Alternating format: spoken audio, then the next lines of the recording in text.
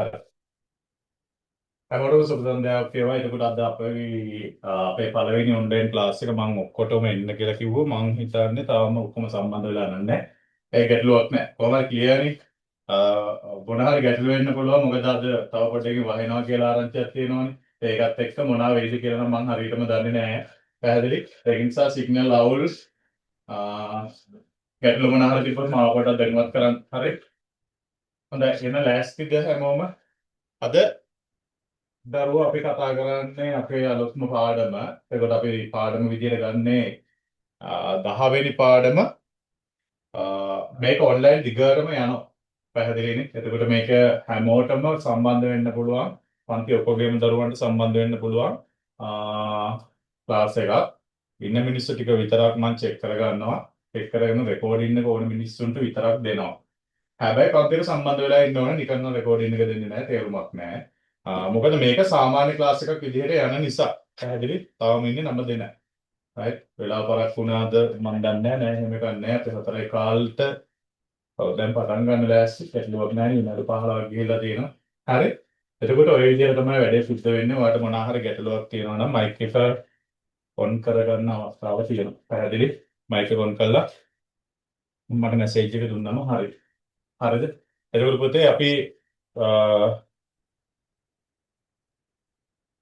අපි ක්ලාස් එකේදී වැඩපිළිවෙල කොහොමද සිද්ධ වෙන්නේ කියලා මම පොඩ්ඩක් පැහැදිලි කරන්නම්. ඔයාලට වෙනමම නිබන්ධනයක් හම්බ වෙනවා. මේ නිබන්ධනය වෙබ් ඩිසයිනින් වලට වෙන් වෙච්ච නිබන්ධනයක්. මම දැන් ඒක තාම හදලා නැහැ. අපේ දරුවන්ට ලැබෙන්න සලස්සන්නම්. අද දවසේ අපි පාඩම ආරම්භ කරනවා පමණයි. එතකොට ඔයාට ස්ක්‍රීන් ෂෙයාරින් ඊට පස්සේ මේක වෙබ් ඩිසයිනින් පාඩමනේ. එතකොට වෙබ් ඩිසයිනින් පාඩම ඔයාට ස්ක්‍රීන් ෂෙයා කරලා මට සමහරවිට ප්‍රැක්ටිස් කරවන්න සිද්ධ වෙයි. එතකොට ඔයාට රෙකෝඩින් එක බලාගෙන පස්සේ හිමීට වැඩ ටික කරගෙන යන්න පුළුවන් වෙයි. පැහැදිලිනේ? එතකොට ඒක ඔයාලට පොඩි chance එකක්. එතකොට පුතේ පාඩම පිළිවෙලට අරගෙන යන්න ඕනේ. මොකද මේ පාඩමේ ප්‍රධාන කොටස් 3ක් අපිට කතා කරන්න තියෙනවා. පළවෙනි කොටස විතරට අපි පාඩමේ කතා කරන්නේ ඔයා දන්නවා ඇති මේ වෙනකොට ඔයාලට ඉස්කෝලේ පාඩම කරලත් ඇති. පළවෙනි පාඩමේ කොටස විදිහට අපි හඳුන්වන්නේ වෙබ් අඩවියක් නිර්මාණය කිරීම කියන මාතෘකාව. එතකොට ඒක පොදුවේ අපි කතා කරන්නේ HTML කියන වචනේ. පැහැදිලිද? HTML කියන වචනෙන්. එතකොට දෙවැනි එක තමයි වෙබ් අඩවියක් ලස්සන කිරීම. පැහැදිලිනේ? වෙබ් අඩවියක් ලස්සන කිරීම.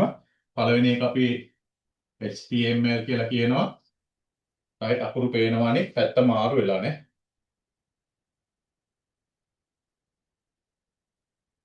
හරි.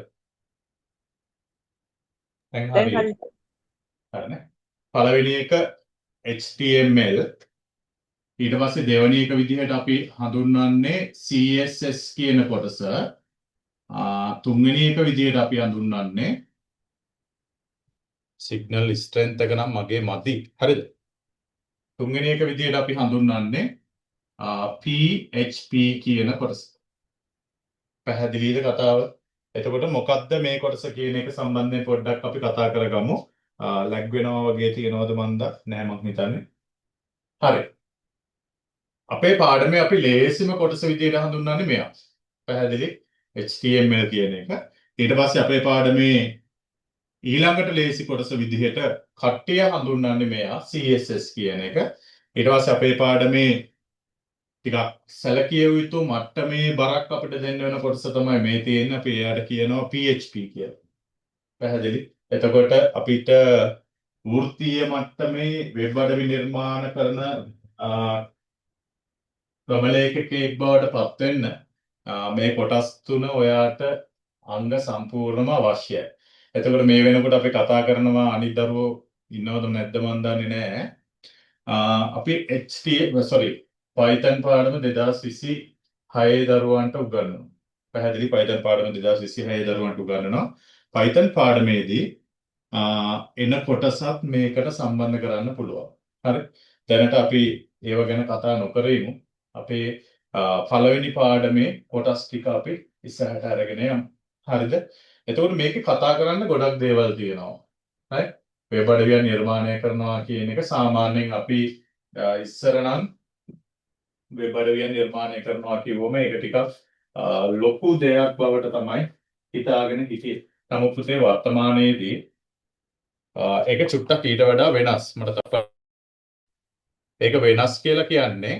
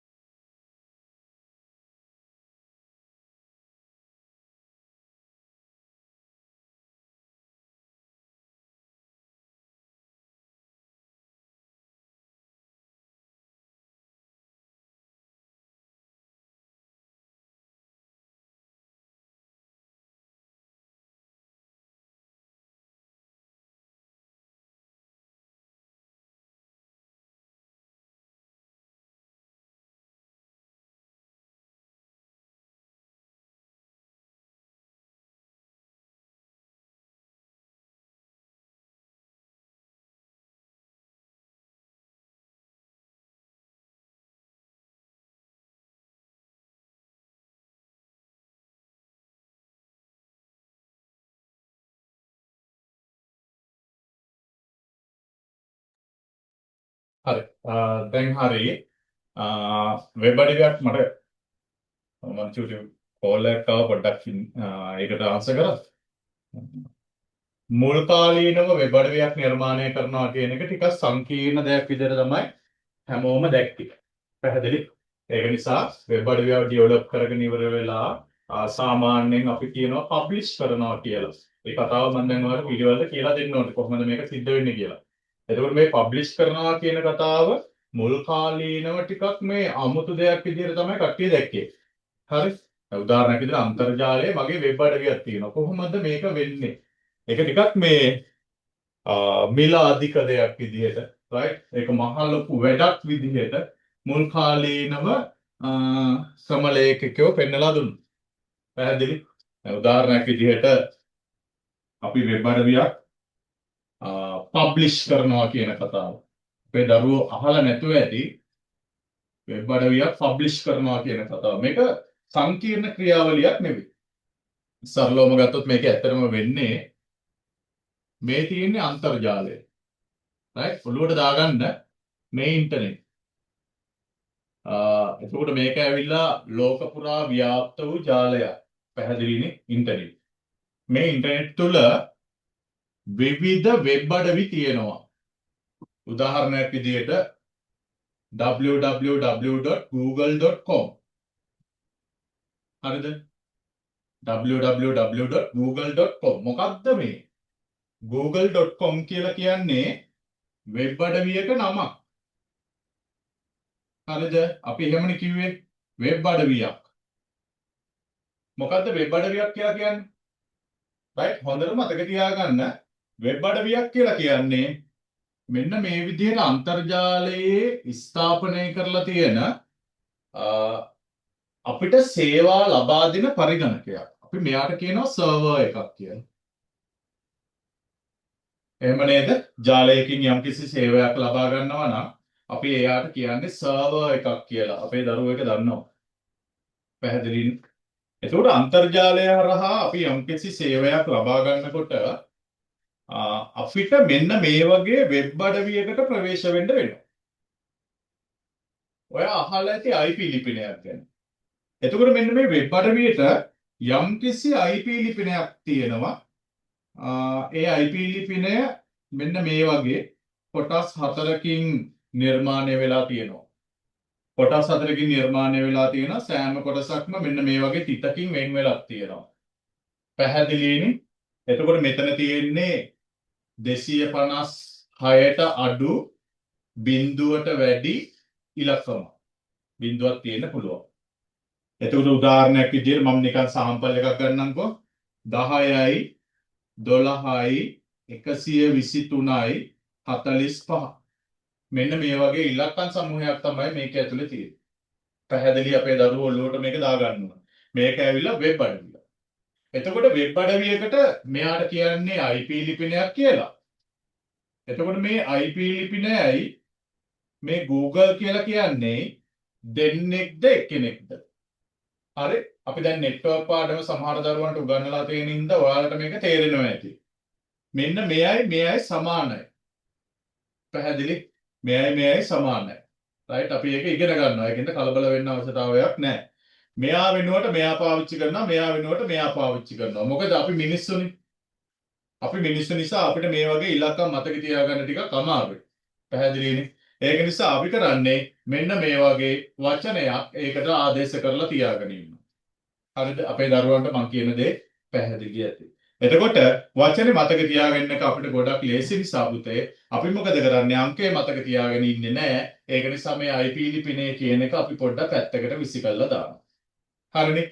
එතකොට මෙයා ඇවිල්ලා අන්තර්ජාලයේ තියෙන පරිගණකයක්. මේ පරිගණකය අපි ගෙදර පාවිච්චි කරන සාමාන්‍ය පරිගණකයට වඩා ටිකක් වෙනස්. ඒකත් මතක තියාගන්න. අපි ගෙදර පාවිච්චි කරන සාමාන්‍ය පරිගණකයක් ගත්තොත් ඒ පරිගණකයේ ටිකක් නේද? ඔයා පැහැදිලිවම දන්නවනේ.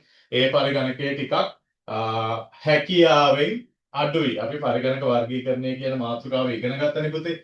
පරිගණක වර්ගීකරණය කියන මාතෘකාව යටතේ ඒක ඉගෙන ගන්නකොට අපි කියනවා සුපිරි පරිගණක කියනවා. ඊට පස්සේ තව මොනවාද? මහා පරිගණක තියෙනවා. කුඩා පරිගණක තියෙනවා. ඔන්න ඔය විදිහට අපි කියනවනේ. අන්න ඒ වගේ මෙයත් මොකද වෙන්නේ? හැකියාවෙන් ගොඩාක් වැඩි පරිගණකයක් අපි මේ විදිහේ සේවාදායක පරිගණකයක් විදිහට පාවිච්චි කරන්නේ. හරිද? ඒක මතක තියාගන්න. එතකොට ඒකත් එක්ක පුතේ අපි තව මතක තියාගත යුතු කාරණාවක් තමයි මේ පරිගණකේ කොහොමද මේ වෙබ් අඩවි තුල පාවිච්චි වෙන්නේ කියන කාරණාව. අපි සාමාන්‍යයෙන් කතා කරනකොට වෙබ් අඩවියක් කියලා කියන එක අපිට අන්තර්ජාලයට ප්‍රවේශ වෙලා බලන්න පුළුවන් කියන තැනනේ අපි ඉන්නේ. කොහොමද අපි ප්‍රවේශ වෙන්නේ? හරි. මේ ටික හරිය නිකන් ලස්සන කතාවක්. ඔයත් චුට්ටක් මතක තියාගත්තම හරි. අපි මේ වෙබ් අඩවිය ගිහිල්ලා මෙන්න මේ අන්තර්ජාලයේ තියෙන මේ වගේ විශේෂ පරිගණකයක ගබඩා කරලා දානවා. ඒක අපිට නිකම්ම කරන්න බෑ. දැන් උදාහරණයක් විදියට ඒ විදිහේ කට්ටිය ගොඩ දෙනෙක් ඉන්නවා අපිට මේකට සපෝට් එක ලබා දෙන. දැන් උදාහරණයක් විදියට ලංකාවේ පහසුකම ලබා දෙනවා. ඉස්සර නම් මොරටුව කැම්පස් එකකින් මේකට සම්බන්ධ වුණේ LK domain කියන ආයතනය. පැහැදිලි? ඔය ලංකාවේ තියෙන එක. ඊට පස්සේ පිට රටවල් වල මම දන්නේ නැහැ රට කොහොමද කියලා GoDaddy කියලා තියෙනවා. right? එතකොට ඔය වගේ විවිධ නම් වලින් මේ සේවාව පවත්වාගෙන යන ආයතන සමූහයක් කියනවා මේ පහසුකම අපිට ලබා දෙන්න. පැහැදිලි කියනද? එතකොට මේ පහසුකම ලබා දෙන ආයතනයකින් අපි මොකද කරන්නේ? එයාලගේ සර්වර් එක මේ වගේ සර්වර් එකක් එයාට තියෙනවා. දැන් උදාහරණයක් විදිහට GoDaddy කියන ආයතනය ගත්තම GoDaddy ආයතනයේට අන්තර්ජාලයේ මේ වගේ සර්වර් එකක් තියෙනවා. අපි හිතමු මේ සර්වර් එකේ තියෙන hard disk එක මේ තරම් කියනවා.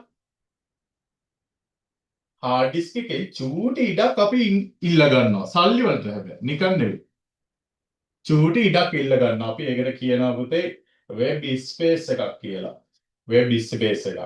දැන් උදාහරණයක් විදිහට ඔයාලට මම තව දුරටත් පැහැදිලි කරන්න. මම වෙබ් අඩවියක් හදනවා www.ictsure.com කියලා. හරිද? එතකොට මම මේක දැන් අන්තර්ජාලයට දාන්න යන්නේ. එතකොට මේකට අපි කියනවා අලුත් නමක්. මට ඉස්සලා කියන්න බැරි වුණා වෙබ් අඩවිය හඳුන්වන නාමය. එහෙම නැත්නම් තව විදිහකට කියනවා මෙයාට වසම් නාමය කියලා. අහලා තියෙනවද මන් දන්නේ නැහැ. වසම් නාමය. මම මේ චූටි කතා ටිකක් කියන්නේ මේ ඔක්කොම අපි පිළිවෙලට ඉගෙන ගන්නවා. පැහැදිලිනේ? චූටි කතා ටිකක් කියන්නේ ඉක්මනට අපි පිළිවෙලට ඉගෙන ගන්නවා මොනවාද මේවා කියලා. right? මෙයා වසම් නාමය. මෙයා වසම් නාමය. එහෙම නැත්නම් ඉංග්‍රීසියෙන් කියනවා domain එක කියලා. domain name එක. පැහැදිලි ලියන්න කියන්න මොනවද කරන්න එපා. අද ඔක්කොම free. මොකද මම ඔයාලට ටියුට් එක දෙන්න ඕනේ. මගේ අතින් පොඩි අතපසු වීමකින් මට ඒක හදාගන්න බැරි වුණා පුතේ අද ඔයාලට දෙන්න. පැහැදිලිනේ? ඒකයි මගේ අතින් සිද්ධ වුණු අඩුපාඩුව. ඒ ගැන දැන් හිතන්න යන්නත් එපා. පැහැදිලි? right. එතකොට මෙන්න මේ විදිහට වසම් නාමය මමත් ගන්නවා. ඇයි ඒ?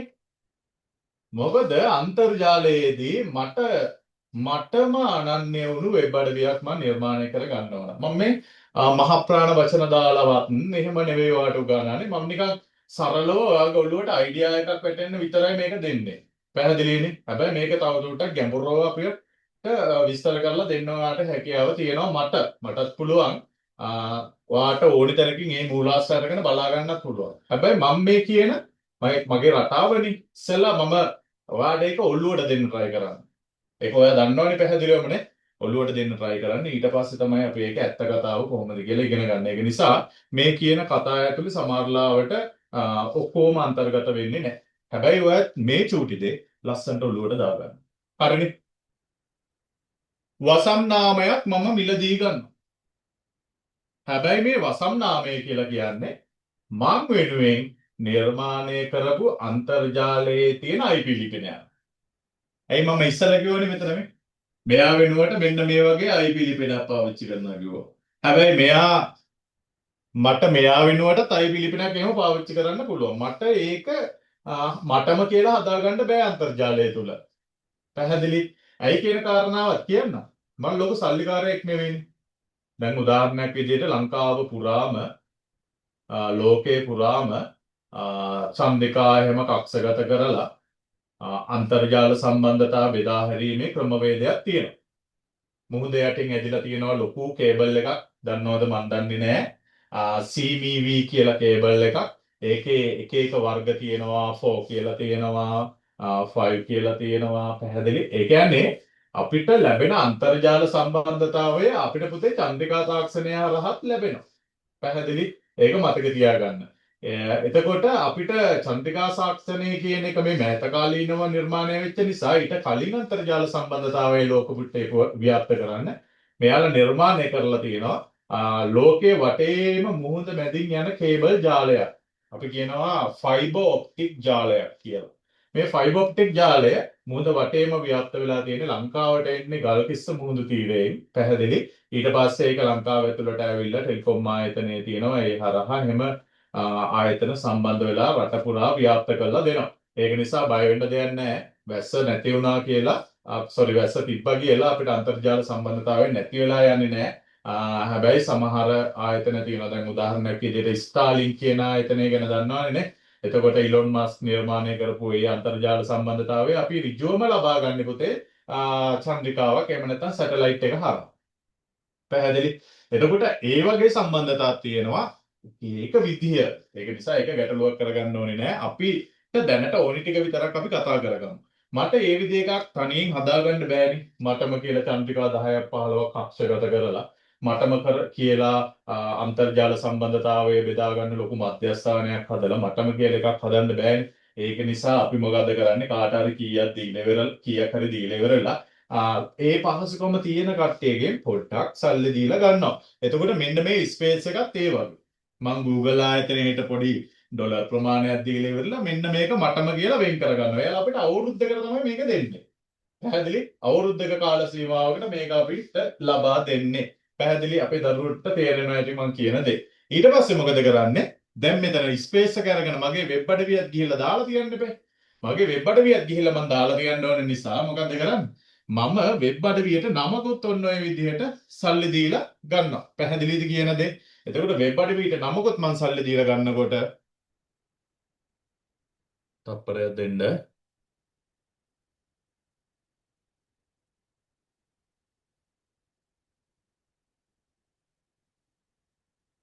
හරි.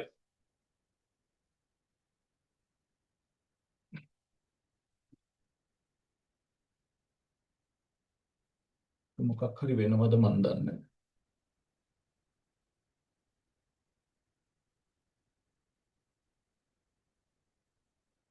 හරි.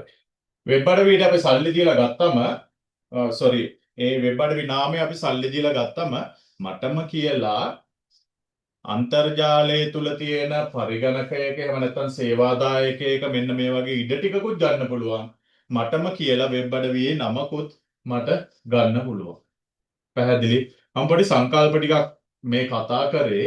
මේ කතා කරපු වගේ මොනවා හරි දෝෂ තියෙනවා නම් ඔන්න පුතේ ඔයාට අවස්ථාව තියෙනවා chat එක විවෘතයි.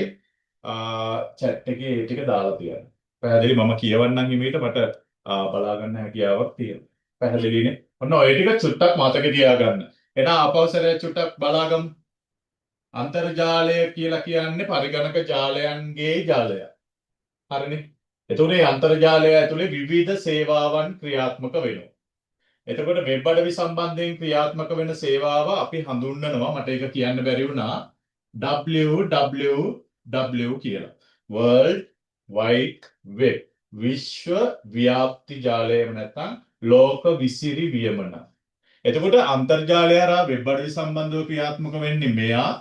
දැන් මොකද කරන්නේ මම ගෙදර ඇවිල්ලා වෙබ් අඩවියකට ප්‍රවේශ වෙනකොට මම වෙබ් අඩවියේ නම මගේ පරිගණකයේ තියෙන බ්‍රවුසර් එක කියලා එකක් බ්‍රවුසර් එකේ ටයිප් කරන්න ඕන. ඒක දන්නවනේ. එතකොට මේ ටයිප් කරන එක හරියටම නීට් එකටම තියෙන්න ඕන අකුරක්වත් වැරදෙන්න එහෙම බෑ. ඒක මතක තියාගන්න අකුරක්වත් වැරදෙන්න නම් එහෙම බෑ. හරි? රයිට්. එතකොට එක අකුරක්වත් වැරදෙන්නේ නැතුව අපි මේක ටයිප් කරාම මට මගේ පරිගණකයේ බ්‍රවුසර් එක එහෙම නැත්නම් අපි කියනවා අතිරික්සෝ කියලා. වෙබ් අතිරික්සෝ හරහා මට අදාළ වෙබ් අඩවියට ප්‍රවේශ වෙන්න පුළුවන්. පැහැදිලිනේ. ඕක තමයි මේ කියන දේ සරලම කතාව. හරි. ඊට පස්සේ ඒක වෙන්නේ කොහොමද? දැන් මම වෙබ් අඩවියක් නිර්මාණය කරගන්නවා නම් පැහැදිලිනේ. මම වෙබ් අඩවියක් නිර්මාණය කරගන්නවා නම් ඉස්සලාම මගේ වෙබ් අඩවියට මම නමක් හොයා ගන්න ඕනේ. මේ මම හොයාගත්ත නමක් මටම කියලා මම නමක් හොයාගත්තා. එහෙනම් මගේ වෙබ් අඩවියට මම නමක් හොයාගත්තා. ඊට පස්සේ ඒ නම සල්ලි දීලා ගන්නවා මම. right? domain name එකක් අපිට අන්තර්ජාලය හරහා මිලදී ගන්න පුළුවන්. ඔය LK domain ආයතනයෙන් ගත්තොත් මේකේ කෙලවරට .lk කියන එක දාන්න පුළුවන්. GoDaddy වගේ ආයතනයකින් ගත්තොත් මේකේ කෙලවරට .com කියලා ගන්න පුළුවන්. right? ඒක මට කැමති විදියකට මිලදී ගැනීමේ හැකියාවක් තියෙනවා. ඊට පස්සේ මේ විදියට ස්පේස් එකකුත් බොහෝ දුරට ඒ ආයතන වලින් ස්පේස් එකයි අර ඩොමේන් එකයි දෙකම මිලදී ගන්න පුළුවන්. පැහැදිලි? ඒ දෙකම මම මිලදී අරගෙන මටම කියලා වෙබ් අඩවියක් හදලා ෆෝල්ඩර් එක දාලා තියෙනවා. මේ තියෙන මගේ වෙබ්සයිට් එක. ඊට පස්සේ මට දෙනවා මගේ වෙබ්සයිට් එක මෙන්න මේ සර්වර් එක ඇතුලේ තියෙන මෙන්න මේ ඉඩ කොටසට අප්ලෝඩ් කරන්න අන්තර්ජාලය හරහා අප්ලෝඩ් කරන්න අවස්ථාව ලබා දෙනවා. අපි බහුලව පාවිච්චි කරා ඒ දවස්වල නම් දැන් නම් අලුත් දේවල් ඇවිල්ලා ඇති. ෆයිල් සිල්ලා කියන මුදුකාංගය. ෆයිල් සිල්ලා කියන මුදුකාංගය පාවිච්චි කරා. මම පාවිච්චි කරපු එකක් මේක.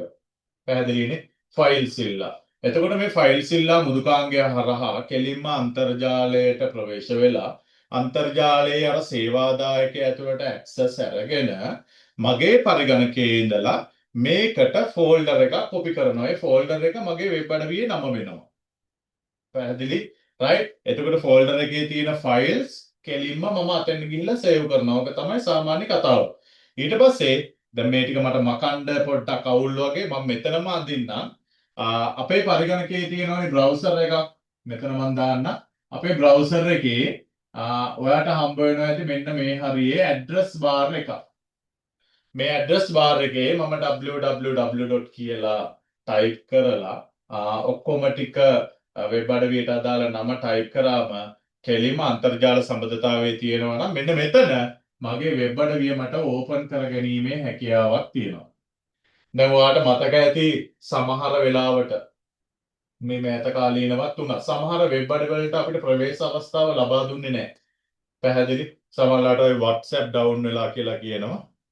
lk.lk.com හරි ප්‍රශ්නයක් අහලා තියෙනවා මම ඒකට උත්තරේ දෙන්නම් පුතේ එතකන්. මෙන්න මේ විදිහට අහලා තියෙන්නේ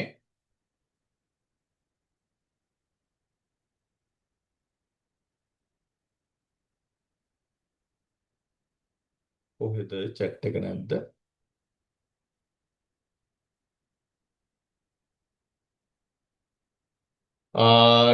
.lk.com කියන ඒවා එකිනෙකට වෙනස් ඒවනේ ඒ වගේ මොකක්ද වෙන්නේ කියලා අහනවා. right?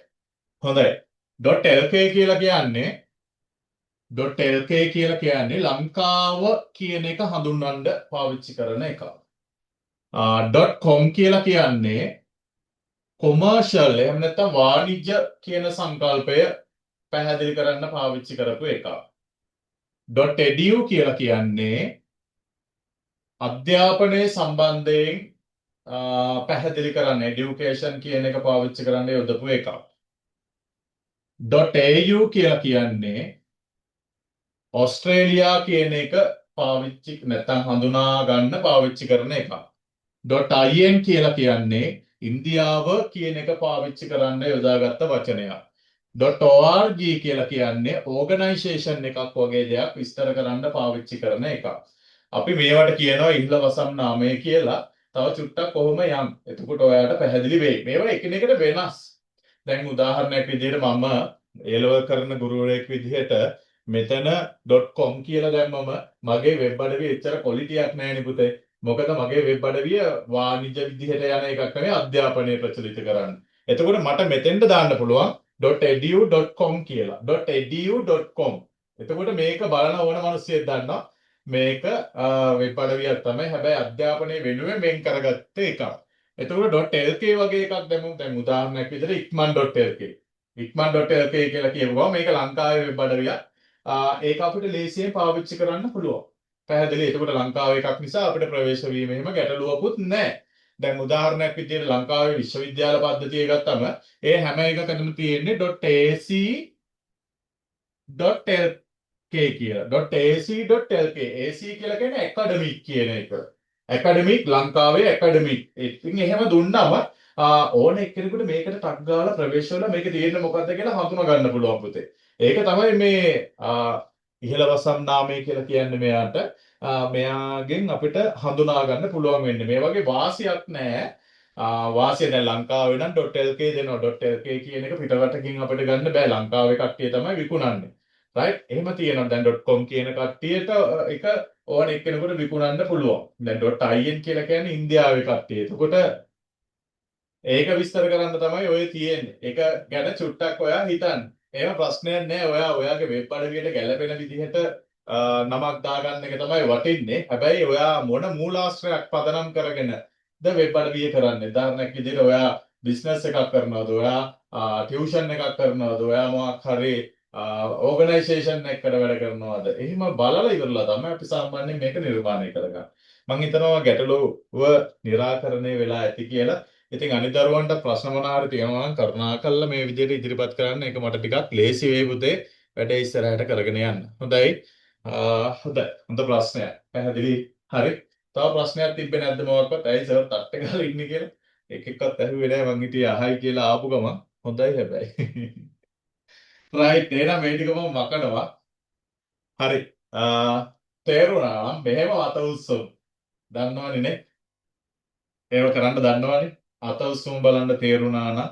තේරුණ නැත්නම් අනිත් පැත්තට උනත් කමක් නැහැ. තාම නැහැ. හොඳයි. හරි. හොඳයි නේද? හරි. අපේ දරුවන්ට වැඩේ ගොඩ කියලා තමයි මැසේජ් එකෙන් නම් මට පෙන්නන්නේ. හොඳයි. right. දැන් ඒකත් මතක තියාගන්න. සාමාන්‍ය පන්ති එක අපි උගන්වනවා වගේ නම් මේක කරන්න බෑ. ඒක දන්නවනේ. ඒක නිසා බොහෝම සරල විදිහට මේක අරගෙන යන්න ඕනි. මාත් පරිම try එකක් දෙනවා. මාත් මේ අවුරුදු 2022 23 කරාට පස්සේ ලොකුවටම ක්ලාස් එකක් විදිහට කියන්නේ පාඩමක් විදිහට කරන්නේ අද. ඉතින් අපි 25 දරුවන්ට 24 දරුවන්ට ඔන්ලයින් කරා. ඒත් අපි පේපර් එහෙම තමයි සාකච්ඡා කරේ. ඔන්ලයින් ක්ලාස් එකක් කියලා කරේ නෑ. දැන් මේක දිගටම අරගෙන යනවා. right වෙනසකටත් එක්ක අපේ දරුවන්ටත් හොඳයි නේ. හැමෝම ඔන්ලයින් යනවා කිව්වම ඇයි අපි විතරක් ඔන්ලයින් කරන්නේ නැත්තේ කියලා ප්‍රශ්නකුත් ඇතිනේ. right අද ආරම්භය හොඳයි. right ආරම්භය හොඳයි. ඔහොම ඉස්සරහට අරගෙන යන්කෝ. මම පොඩ්ඩක් සැර කරාම අනිත් ඒවා ටිකක් පන්තිර ගන්නට සෙට් වෙලා යයි. හරි. එතකොට වෙනස්ම වෙන්න කියලා හිතුණානේ. ඔය 2023 වගේ කාලෙත් මම මේ විදිහටම තට්ටේ ගාලා තමයි හිටියේ. ඒකින්ද දැන් ආපහු මේ විදිහටම ක්ලාස් ටික අරගෙන යන්න කියලා තමයි කල්පනා කරේ. හරි. එහෙනම් අපේ සිතාර තවම අත උස්සගෙන ඉන්නවා. දැන් අත පහළට දාන්න. හරිනේ. යන් එහෙනම් ඉස්සරහට කොහොමද වෙන්නේ? අපි අපේ පරිගණකයේ ස්ථාපනය කරනවා වෙබ් බ්‍රවුසර් එකක්. අපේ දරුවෝ දන්නවනේ. වෙබ් බ්‍රවුසර් එකක් ස්ථාපනය කරනවා. අපි Firefox කියලා කියනවා. right? බෝඩ් එකට අවධානය යොමු කරන්න. Firefox කියලා කියනවා. ඊට පස්සේ Chrome කියලා කියනවා. ඊට පස්සේ Opera කියලා කියනවා. අපේ දරුවෝ එක එක ඒවා පාවිච්චි කරනවා ඇති. right? මෙන්න බ්‍රවුසර් එක මේ තියෙන මගේ පරිගණකයේ අන්තර්ජාල සම්බන්ධතාවයට සම්බන්ධ වෙලා ඉන්නේ. මට මෙතන එක ඉන්ඩිකේට් කරනවා. එතකොට මම මොකද කරන්නේ?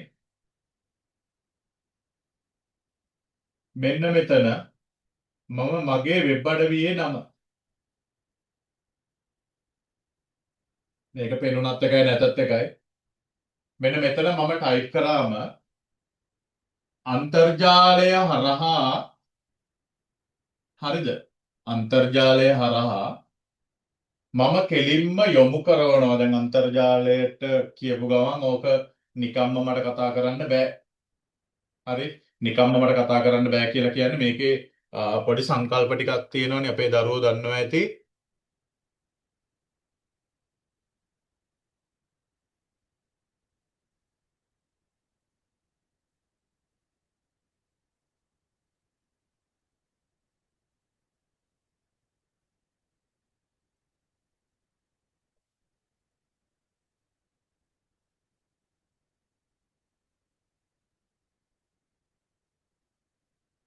දැන් අර සුදු ගතියේ මොනවා හරි ප්‍රශ්න තියෙනවද? හරි නේද පුතේ?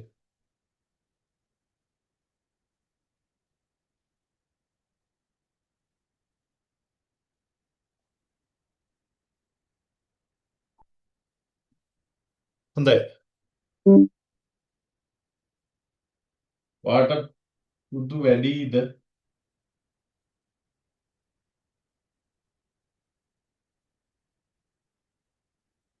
සුදු වැඩි සර් පේන්නේ නැහැ. රයිට් ඉන්න මං හදා ගන්නකම්.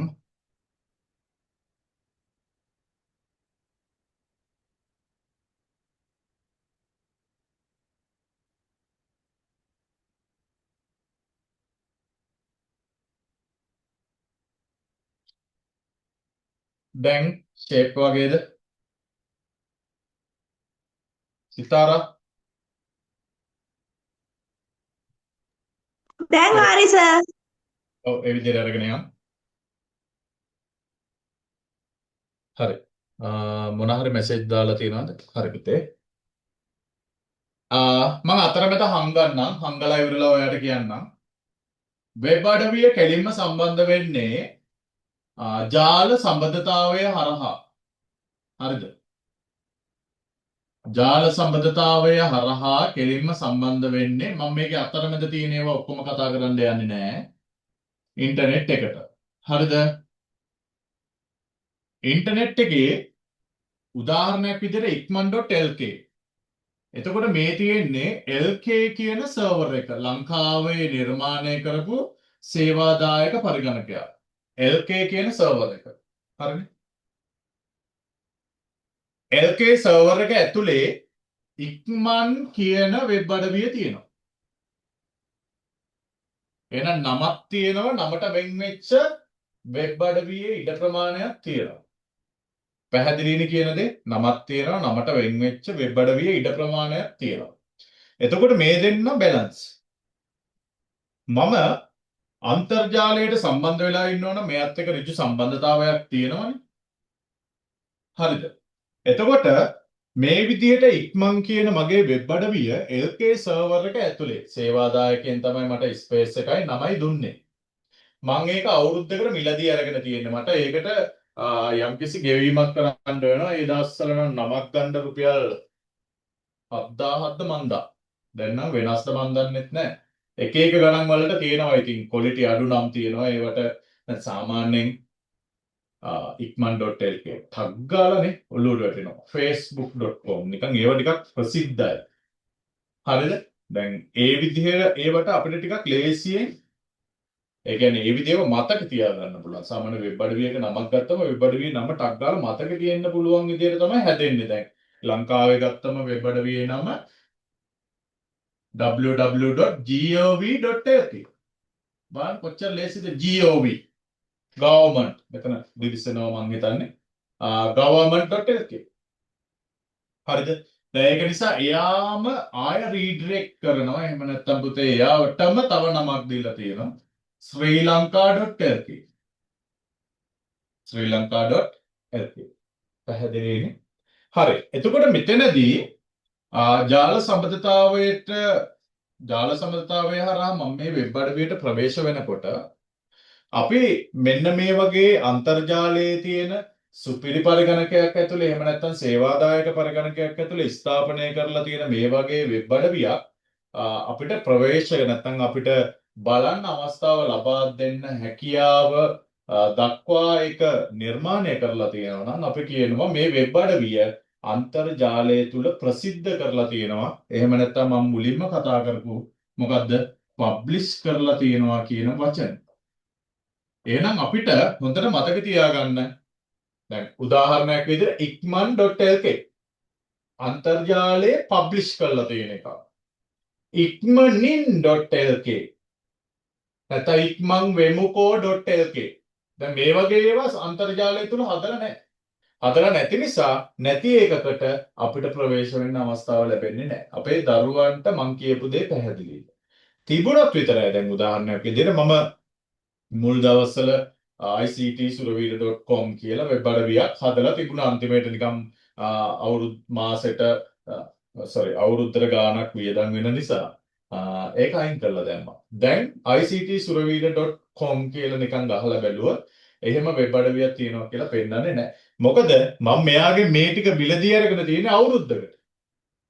අවුරුද්දෙන් පස්සේ එයා මට කියනවා එක්ක මේක රීනිව් කරන්න සල්ලි ගෙවන්න ආපහු සැරයක් ඊළඟ අවුරුද්දට. එහෙම නැත්නම් අපි මේක අයින් කරලා දානවා කියලා. එතකොට එයා කරන්නේ මං සල්ලි ගෙවුවේ නැත්නම් මට දුන්න නමත් ඩේටාබේස් එකකින් අයින් කරලා දාලා මට දුන්න ඉඩ ටිකක් හાર્ඩ් ඩිස්ක් එකෙන් මකලා අයින් කරලා දානවා. ඒක සාමාන්‍ය කතාවක්. ඒක නිසා සමහර වෙබ් අඩවි වලට කාලයක් යනකොට ලොග් වෙන්න පුළුවන් කාලයක් යනකොට ලොග් වෙන්න බැරි ඔන්න ඔය හේතුව නිසා. පැහැදිලිනේ. එතකොට මේක සාමාන්‍ය දෙයක්. right?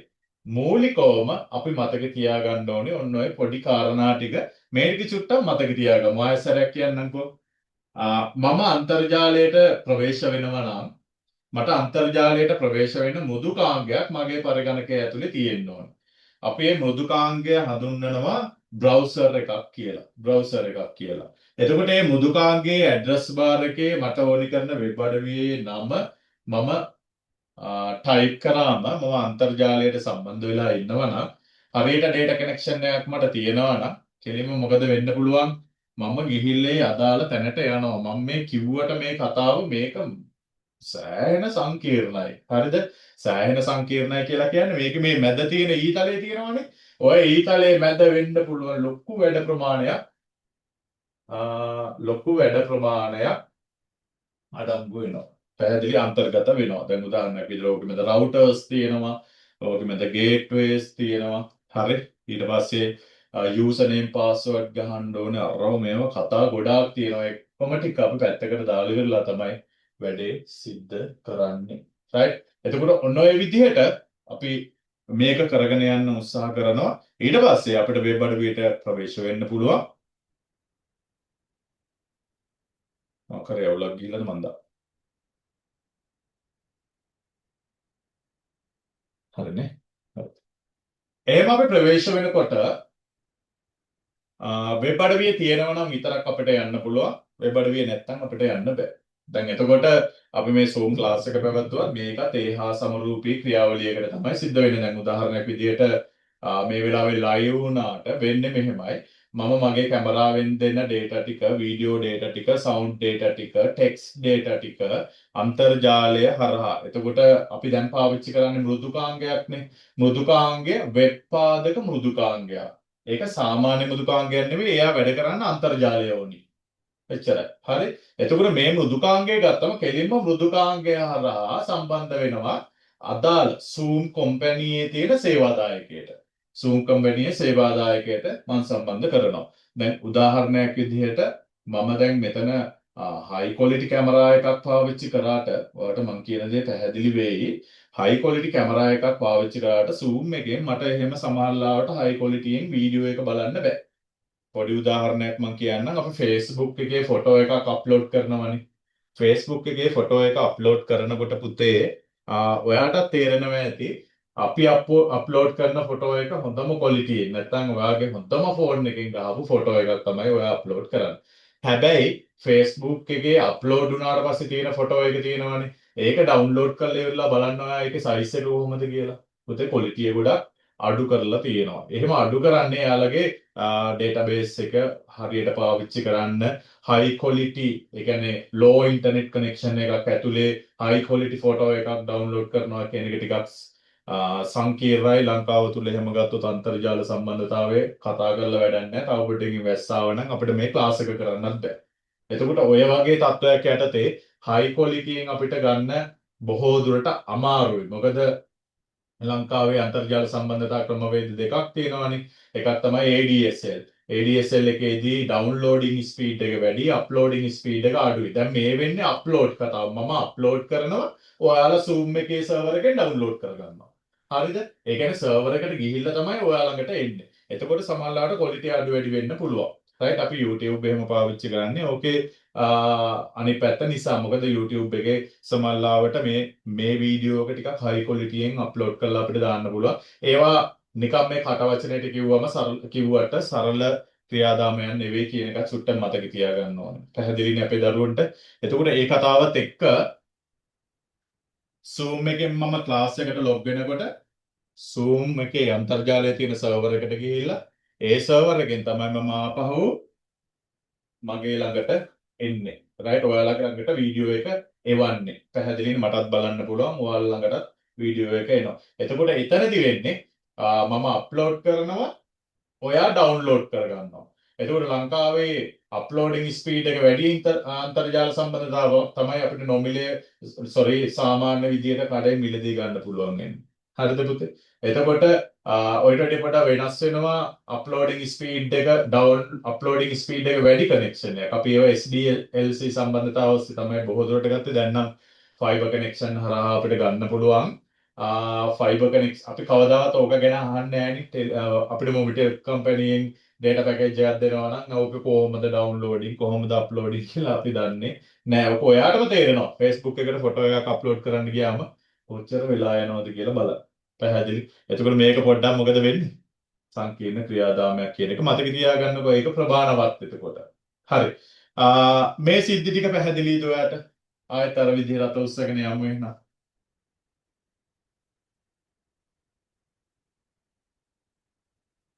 ගැටලුවක් නැද්ද? හොඳයි කියලා කියනවා. රයිට්.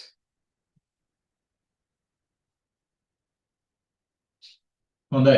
එතකොට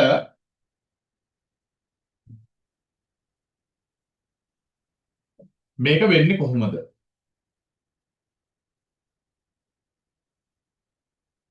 ප්‍රශ්නයක් වගේ. ඔව්. ඒක ගැනත් මම චුට්ටක් පැහැදිලි කරන්නම්. ලංකාවේ අන්තර්ජාල සම්බන්ධතාවය වලට අපි මුදල් ගෙවනවනේ. මුදල් ගෙවන අන්තර්ජාල සම්බන්ධතාවය සැලකුවාම අපි ගෙවන්නේ ඩේටා ප්‍රමාණයට. එයාලා එහෙම කියනවා. ඩේටා ප්‍රමාණයට. දැන් සමහර රටවල් වල ගත්තම අන්තර්ජාල සම්බන්ධතාවයට ගෙවන්නේ එයාලා අප්ලෝඩින් ඩවුන්ලෝඩින් ස්පීඩ් එකට. රයිට්? ඒතකොට අප්ලෝඩින් ස්පීඩ් එකට ඩවුන්ලෝඩින් ස්පීඩ් එකට එහෙම තමයි ගෙවන්නේ. අපිට නම් 1GB වලටනේ අපි ගෙවන්නේ. 1GB රුපියල් 100යි නම් 2GB වලට 200ක් ගෙවන්න ඕන. ඔක තමයි තියරිය. හැබැයි එහෙම සාමාන්‍ය වෙන රටවල වෙන්නේ නැහැ. අප්ලෝඩින් ඩවුන්ලෝඩින් ස්පීඩ් එකත් එක්ක සමහරවිට ටයිම් බේස් පැකේජ්. ඒ කියන්නේ කාලයට ගැලපෙන විදිහට යට ගැලපෙන විදිහට ගෙවන්න පැකේජ් තමයි හම්බ වෙන්නේ. ඒක මම දන්නේ ඉතින් නොදැනුවත්කම වෙන්නේ නැති කියලා හිතනවා. රයිට්? ඒක ටිකක් සංකීර්ණ ක්‍රියාවලියක්. හොඳයි. මේ කතා කරපු දේවල් ටිකේ දැන්ට මම ඔයාගේ ඔළුවට දාන්න උත්සාහ කරේ මොකද්ද මේ වෙබ් අඩවියක් කියන්නේ කියන එක. වෙබ් අඩවියක් කියන එකට කොහොමද අපි අන්තර්ජාලය හරහා ප්‍රවේශ වෙන්නේ කියන එක ගැන. ඊට පස්සේ වෙබ් අඩවියක් අන්තර්ජාලයේ කොහොමද තියෙන්නේ. රයිට්? අපි ඒකට කියනවා හොස්ට් කරනවා කියලා. හොස්ටිං කියලා කියනවා. හරි? එතකොට නිකන් අන්තර්ජාලයට ගිහිල්ලා බලන්න කොහොමද හොස්ටිං කරනවා කියන එක කරන්න කියලා.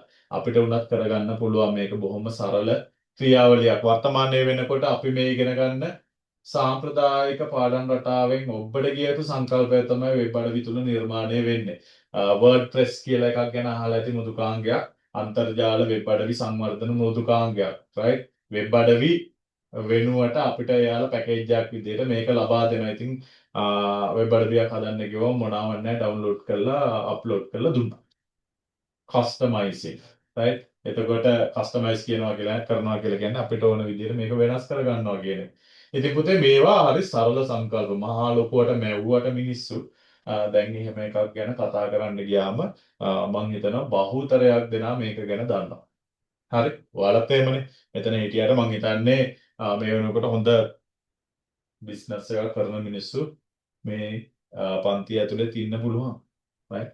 එතකොට දැන් ඒ ගැන වැඩි හිතන්න යන්න ඕනේ නැහැ. තව මාස ගානක් තියෙන විභාගෙට. ඒකට පොඩ්ඩක් සෙට් වෙලා ඉවරලා පස්සේ හොඳ බිස්නස් එකකට බහිමු. එතකොට මේවා අඩිතානමක් විදියට වැඩ තියාගන්න පුළුවන්. හරි. එතකොට පුතේ යමු ඉස්සරහට. දැන් වෙබ් අඩවියක් කියන එක දැන් මම හදා ගන්නවා කියලා හිතන්න. වෙබ් අඩවියක් මම හදා ගන්නකොට මම කොහොමද මේක හදන්නේ? මේක කොහොමද කරන්නේ? මේකට සරල පහසුකමක් අපිට අපේ පරිගණකයේ ලබා දීලා තියෙනවා. අපේ පරිගණකයේ අපිට නිර්මාණය කරගන්න පුළුවන් ෆයිල් එකක්. එහෙම නැත්නම් ගොනුවක්. හරිද? ඒ ගොනුව අපි හඳුන්වන්නේ මෙන්න මේ වචනේ. HTML ගොනුවක්. අහලා තියෙනවද මන් දන්නේ නැහැ. HTML. මොකද්ද මේ HTML කියලා කියන්නේ? නැත් අපේ දරුවෝ දන්නවා ඇති මං හිතන්නේ. හරි. මම ලියන්න. Hyper text markup language hypertext markup language hyper එකක් මේ අద్భుත වගේ හරි අద్భుත අකුරු වලින් markup සලකුණු කරනවා සලකුණු කරන language එකක් එහෙම නැත්නම් භාෂාවක් මොකද්ද මේ language කියන කතාව අපි දන්නවා පරිගණක විද්‍යාව තුල නැත්නම් තොරතුරුහන් සහ sannivedana ශාස්ත්‍රය තුල අපි තොරතුරු ලබා ගන්න විවිධ ක්‍රමවේද පාවිච්චි කරනවා. එකක් තමයි වෙබ් අඩවි හරහා අපි තොරතුරු ලබා ගන්න උත්සාහ කරනවා. එහෙම නැත්නම් වෙබ් අඩවියකින් සම්බන්ධ වෙලා තියෙන ඩේටාබේස් එකක් හරහා තොරතුරු ගන්න අපි උත්සාහ කරනවා. එහෙම නැත්නම් මෘදුකාංගයක් මගින් ඩේටාබේස් එකකට ගිහිල්ලා ඒකෙන් තොරතුරු ගන්න උත්සාහ කරනවා. මොනවා හරි කළා තොරතුරු තමයි අපිට ලබා ගන්න ඕනේ. ඒක පැහැදිලිනේ. මොනවා හරි කළා තොරතුරු තමයි ලබා ගන්න ඕනේ. එතකොට මේ ලබා ගන්න ක්‍රමවේදය අපිට මොනවා කරන්න වෙනවද? සකසා ගන්න වෙනවා පුතේ. පැහැදිලි. ඒක නිසා අපි පරිගණකය හරහා යම්කිසි වැඩක් කරව ගන්නවා කියන සංකල්පය තුල ප්‍රෝග්‍රෑම් එකක් කියන වචනය පාවිච්චි කරනවා. ප්‍රෝග්‍රෑම් එකකින් තමයි වැඩක් කරගන්නේ. ප්‍රෝග්‍රෑම් එකක් රන් කළා තමයි මට ඕනේ ඩේටා ටික ගන්නෙ. ප්‍රෝග්‍රෑම් එකක් රන් කළා තමයි ඔයාට ඕනේ දේ මම දෙන්නේ. එහෙනම් මොකද්ද මේ ප්‍රෝග්‍රෑම් එක කියලා කියන්නේ? මොකද්ද ප්‍රෝග්‍රෑම් එකක් කියලා කියන්නේ? right?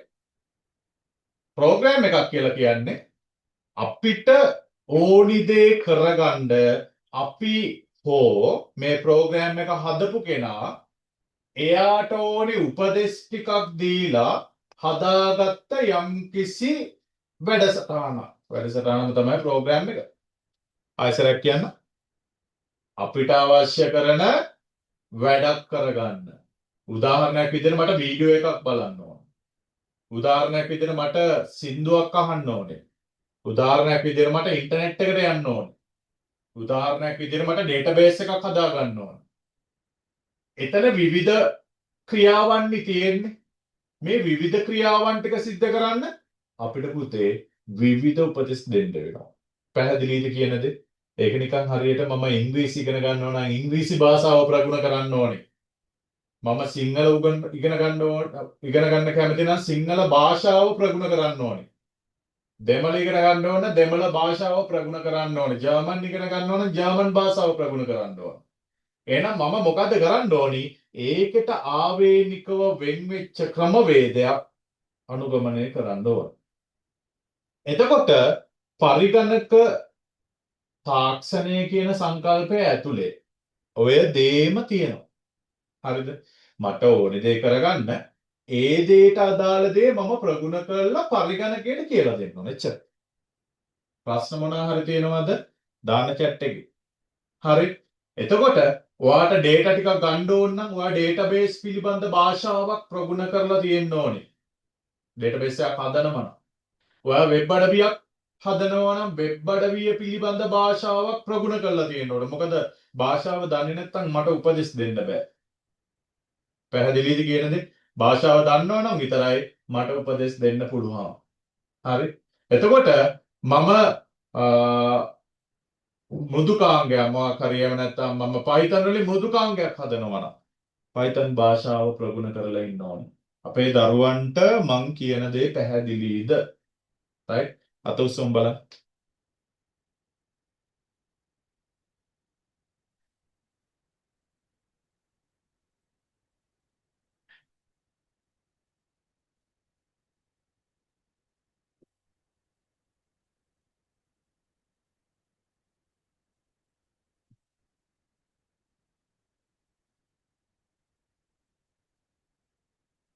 කටහඬ පැහැදිලිව ඇහෙනවද? මම මයික් එක දාගන්නද? කටහඬ පැහැදිලිව ඇහෙනවද? ඇහෙනවා සර්. right. එහෙනම් එච්චරයි. right. දුර ඉන්නේ. දුර කියලා කියන්නේ ඉතින් අඩි කමාරක් විතර. දැන් සමහරවිට අර මොකද noise එකක් එනවනේ. noise එක අපි ඒව පොඩ්ඩක් හදලා ගමු. දැන් දිගටම වැඩේ කරගන්න ඕනේ. මට චුට්ටක් වෙලා ගියා වැඩේ පටන් ගන්න. මට වෙලාව අමතකුයි. මං හිතුවේ තාම 3යි කියලා ඇවිල්ලා බලනකොට 3:58යි. දල්බඩ ගාල්ල S3 සිතාර කතා කරන්න කරන්නේ. හරි. ඒකින්ද වැඩි හිතන්න එපා. වැඩි ඉස්සරහට අරගෙන යන්න. right? හොඳයි.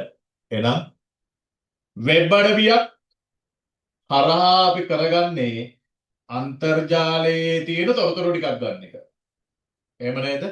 අපි වාහන සම්බන්ධයෙන් ගන්නවා නම් අපි මොනවාද වාහන සම්බන්ධයෙන් තියෙන වෙබ් අඩවි ikman.lk එක තියෙනවා රිය7 ඊට පස්සේ අපි ඔන්ලයින් shopping වගේ දෙයක් කරනවා නම් දරාස් එකට යනවා AliExpress eBay නේද right අපි සමාජ මාධ්‍ය ජාල හසුරවනවා නම් එහෙම නැත්නම් සමාජ මාධ්‍ය හසුරවනවා Facebook වලට යනවා පැහැදිලි නේද right එතකොට ඔන්න ඔය වගේ වෙබ් අඩවි අපි නිර්මාණය කරගන්නවා වෙබ් අඩවි නිර්මාණය කරගන්නකොට දැනට ලංකාවේ නෙවෙයි ලෝකේ පාවිච්චි කරන මූලිකම එහෙම නැත්නම් බේසික්ම ක්‍රමවේදය තමයි HTML කියලා කියන්නේ. මොකද්ද බේසික්ම ක්‍රමවේදය? HTML right? එතකොට මේවා කාලීන වශයෙන් වෙනස් වෙනවා. right? මේ වගේ එක එක සංස්කරණ එනවා. ඒකත් මතක තියාගන්න. right? එතකොට මොනවාද සංස්කරණ කියන්නේ කියලාත් අපි පොඩ්ඩක් බලාගමු. Hypertext Markup Language. Markup language එකක් කියලා කියන්නේ මම කියවනේ විවිධ භාෂා හදා ගන්න ඕනේ කියලා. පාවිච්චි කරන්න ඕනේ කියලා. ප්‍රෝග්‍රෑම් එකක් හදා ගන්න ඕන programming language එකක්. database එකක් හදා ගන්න ඕන database language එකක්. AI වලින් මොන හරි දෙයක් හදා ගන්න ඕන නම් AI based language එකක්. පැහැදිලි? වෙබ් අඩවියක් හදා ගන්නවා නම් markup language එකක්. අන්න එහෙම අපි වර්ගීකරණය කරලා විවිධ නම් වලින් හඳුන්වන මෘදුකාංග සංවර්ධන ක්‍රමවේද. එහෙම නැත්නම් මෘදුකාංගයක් වගේ දෙයක් ඩෙවලොප් කරන්න පාවිච්චි කරනවා programming language එක. හරි. දැන් පටල ගන්න එපා. HTML කියලා කියන්නේත් language එකක්, Python කියලා කියන්නේත් language එකක්, Java කියලා කියන්නේත් language එකක්, MySQL කියලා කියන්නේත් language එකක්. මම මේ A level වලට තියෙන ඒවා කියන්නේ. Arduino එහෙම නැත්නම් C කියලා කියන්නේත් language එකක්. ඇයි මේ විදිහට වර්ගීකරණය කරලා තියෙන්නේ? ඒක අර භාෂාමය ප්‍රශ්නෙම තමයි. සිංහල ඕන සිංහල භාෂාව ඕනි, දෙමළ ඕන දෙමළ භාෂාව ඕනි, ඒ වගේ. වෙබ් අඩවියක් හදන්න නම් මෙයා පාවිච්චි කරන්න. හරිද? මම මේකේ සිංහල වචනේ දාන්න. අදි තැන් පාට සලකුණු කිරීමේ භාෂාව. ඒකට වැඩිය ඉංග්‍රීසි එක හොඳයි. හරිද? හයිපර් කියන වචනේ අදි තැන්. හරිද? ටෙක්ස්ට් පාට මාකප් සලකුණු කිරීමේ මාකප් එකක් කරනවා. ලැන්ග්වේජ් එක භාෂාව. හරි ලේසි මතක තියාගන්න පුළුවන්. හරිද? ඇයි මේ මෙහෙම කරන්නේ? ඇයි මේ මෙයාට මෙහෙම කියන්නේ? මෙයා මොන වගේ කෙනෙක්ද? දැන් මම ප්‍රෝග්‍රෑමින් ලැන්ග්වේජ් ගැන ආයෙ කතා කරන්න යන්නේ නැහැ. ඩේටාබේස් ලැන්ග්වේජ් ගැන කතා කරන්න යන්නේ නැහැ. මම කතා කරන්නේ මෙයා ගැන විතරයි. ඇයි මෙයාට මාකප් ලැන්ග්වේජ් එකක් කියලා කියන්නේ? මාකප් ලැන්ග්වේජ් එක. පොඩ්ඩක් ස්ක්‍රීන් එක ෂෙයා කරන්න ඔයාලට පෙනේ මං හිතන්නේ මාව.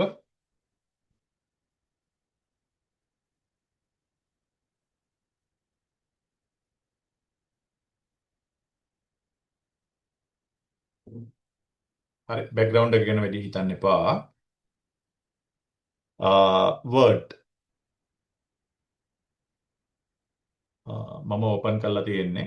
සෝරි යම් කිසි දෙයක් වෙලා තියෙනවා.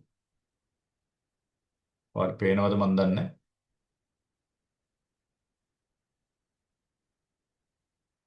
හරි මම නිකන් ડોකියුමන්ට් එකක් ඕපන් කරගන්නම්. හරි ડોකියුමන්ට් එක ක්ලෝස් කරා. කොහෙද ඉන්නා මැෂින් එකට චුට්ටක් බල වැඩි කේස් එකක්.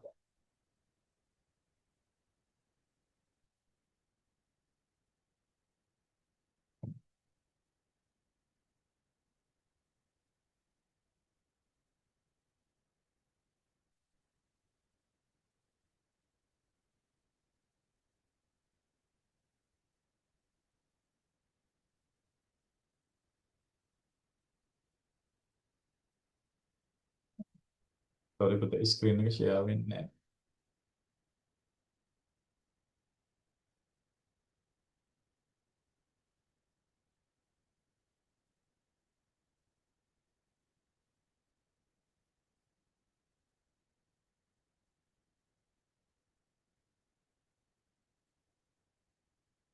රයිට්. දැන් ඔයාලට පේනවා ඇතිනේ. ඔව් සර් පේනවා. රයිට්. දැන් මම ලෑස්ති වෙන්නේ මේක දෙයක් ටයිප් කරන්න පුතේ. රයිට්. ස්ක්‍රීන් එක පොඩ්ඩක් බැලන්ස් නැහැ. මම ඒක හදන්න try කරන්නේ නැහැ. මේ බලන්න. ඔයාලට පේනවා ඇති මොනවා හරි අකුරු මෙහෙම සාමාන්‍ය විදියට ටයිප් කරාම ක්ලියර් නේද පුතේ? ඔව්. මේ විදිහට අකුරු ටයිප් කරාම මේක ඒ කියන්නේ මම කීබෝඩ් එකේ අකුරු ඔබනකොටම අදාළ ක්‍රියාකාරකම වෙනවනේ. පැහැදිලි මේ එන්ටර් කරනකොට එන්ටර්. ඒ කියන්නේ පුතේ මේ මම කරන දේ එසැනින්ම මට පෙන්වනවා. දැන් මම උදාහරණයක් විදිහට කීබෝඩ් එකේ H අකුර ගත්තොත් කීබෝඩ් එකේ H අකුර මට ඒ විදිහට පෙන්වනවා. කීබෝඩ් එකේ ස්පේස් එක තිබ්බොත් මට කීබෝඩ් එකේ ස්පේස් එක බලා ගන්න පුළුවන්. එතකොට ඔන්න ඔය වගේ සිද්ධියක් මේක ඇතුලේ තියෙනවා. රයිට්? හැබැයි මම දැන් ඔයාලට ඊළඟට පෙන්වන්නම් මගේ ඩෙස්ක්ටොප් එක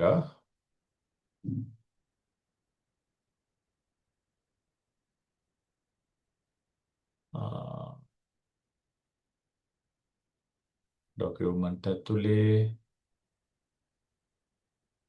රයිට්. හරි බලාගමුකෝ. ඔන්න මයි ස්ක්‍රීන් එක ෂෙයා කරනවා බලා ගන්න.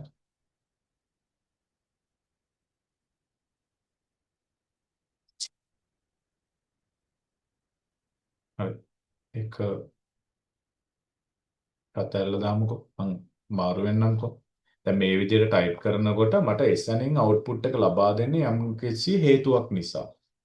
හේතුව තමයි දැන් මම බලාපොරොත්තු වෙන දේ එසැනින් මට ලබා දෙන්න පුළුවන් නම් වැඩේ එකෙන්ම ගොඩ. දැන් මෙතනදී එහෙම දෙයක් කරන්න මේ වගේ මෘදුකාංගයක් අපේ පරිගණකයේ මට මේකේ ඔප්ෂන් එක පොඩ්ඩක් බලා ගන්න අමතක වුණා. මගේ පරිගණකයේ මම මේක ඩබල් ක්ලික් කරාම හරි පුතේ මතක තියාගන්න. ඩබල් ක්ලික් කරාම මේක ඕපන් වෙනවා. මේක කියලා කියන්නේ වර්ඩ් එක නෝමල් ඕපන් වෙනවනේ. එතකොට වර්ඩ් එක ඩබල් ක්ලික් කරාම ඕපන් වෙන්නේ ඇයි? රයිට්? ඒක චුට්ටක් අපි මතක තියාගමු. පස්සේදී මට මෙයා හම්බ වෙයි කොහේ හරි තැනක. රයිට්? එතකොට සාමාන්‍යයෙන් අපි වෙබ් අඩවියක් ඩබල් ක්ලික් කරලා අපිට ඕපන් කරගන්නවා. එහෙම දෙයක් අපිට කරන්න බෑ. ඒක නිසා එතනදී පොඩි සිද්ධියක් තමයි වෙන්නේ. මම Zoom එකෙන් ස්ක්‍රීන් එක ෂෙයා කරලා ඔයාලට දෙන්නම්. එතකොට මට තව පොඩ්ඩක් වැඩේ ලේසි වෙයි. කොහෙද ඉන්නේ? ෂෙයා ස්ක්‍රීන් ෂෙයා කරගන්නම් මම Zoom එකෙන්. හරි? ඔයාලට පේනවා ඇති මං හිතන්නේ දැන්. මෙතනදී මම දැන් බලාපොරොත්තු වෙන්නේ අලුතෙන් වෙබ් අඩවියක් හදන්න. වෙබ් අඩවියක් හදන්න මට අවශ්‍ය කරන මූලිකම ක්‍රියාවලිය කරන්න පුතේ මට ගොනුවක් අවශ්‍ය වෙනවා. sorry. ඔයාලට මාව පේන්නේ නැහනේ.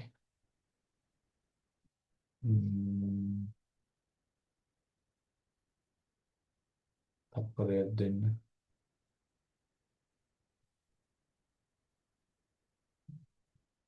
ඔයාලට මගේ ස්ක්‍රීන් එක ෂෙයා වෙලාද තියෙන්නේ?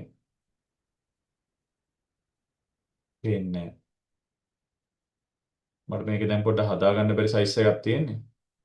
ඒකින්ද මම කැම් එක පොඩ්ඩක් ඕෆ් කරනවා. හරි?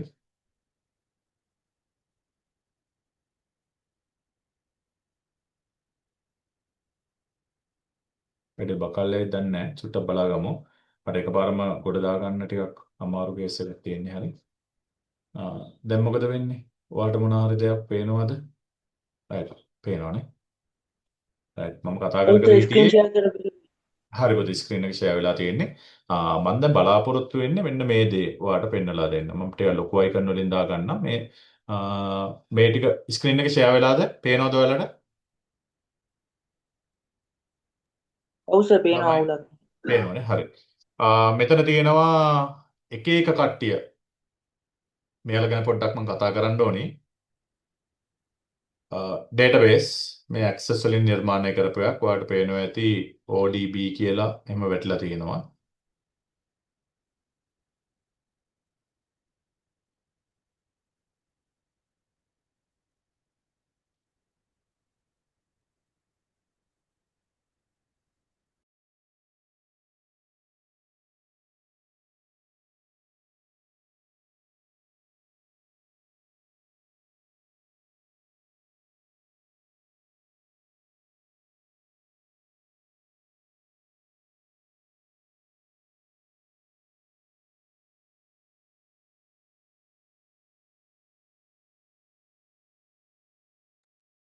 හරි. එතකොට මෙයා ඩේටාබේස් ආකාරයක්, මෙයා වර්ඩ් ආකාරයක්, ඊට පස්සේ මෙයා ඉමේජ් ආකාරයක් එක එක ඒවා තියෙනවා. මම නිකන් ඩෙස්ක්ටොප් එක ඔයාලට පෙන්නන්නම්කෝ. ඩෙස්ක්ටොප් එකේ බහුතරයක් ගොඩක් දේවල් තියෙනවා. ඊට පස්සේ මෙන්න මෙයා පේනවද මන්දා? මෙන්න මෙයා. මෙයා ටිකක් වෙනස්. හරිද? මෙයා වෙනස්. වැටිලා තියෙන්නේ Chrome කියන බ්‍රවුසර් එකේ අයිකන් එක. හරිද? සරලවම වැඩේ අරගෙන යන්නේ Chrome කියන අයිකන් එකේ අයිකන් එක වැටලා තියෙන්නේ. එතකොට මේ අයිකන් එක වැටලා තියෙන්නේ කොහොමද? බලමු මෙයාගේ නැට්ට මොකක්ද කියලා. නැට්ට බලන්න පුළුවන් මෙන්න මෙහෙම ගියාට පස්සේ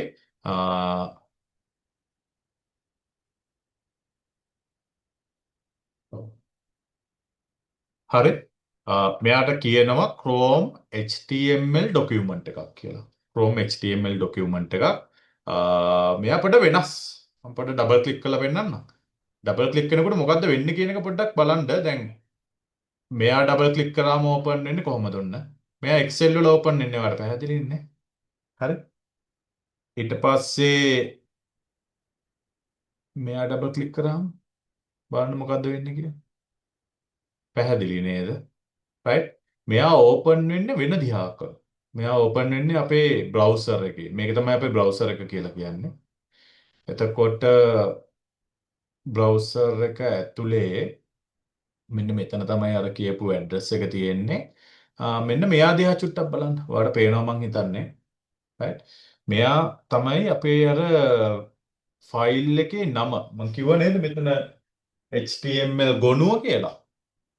මෙන්න මේ HTML ෆයිල් එකේ විශේෂත්වය තමයි මෙයා අපිට ඕපන් කරගන්න ඕනේ වෙනවා පුතේ බ්‍රවුසර් එකක්. බ්‍රවුසර් එක නම් මොකක්ද කියන එක මට කියන්න අමාරුයි. ඔයා පරිගණක ස්ථාපනය කරලා තියෙන බ්‍රවුසර් එක තමයි බොහෝ දුරට ක්‍රියාත්මක වෙන්නේ ඒ වෙලාවේ. දෙන්නෙක් හිටියොත් ඔයාගෙන් කවුද ක්‍රියාත්මක කරන්න ඕනේ කියලා එයා අහනවා. එතකොට ඔන්න ඔය සිද්ධි ටික චුට්ටක් මතක තියාගන්න. එතකොට මෙයා කොහොමද හදන්නේ?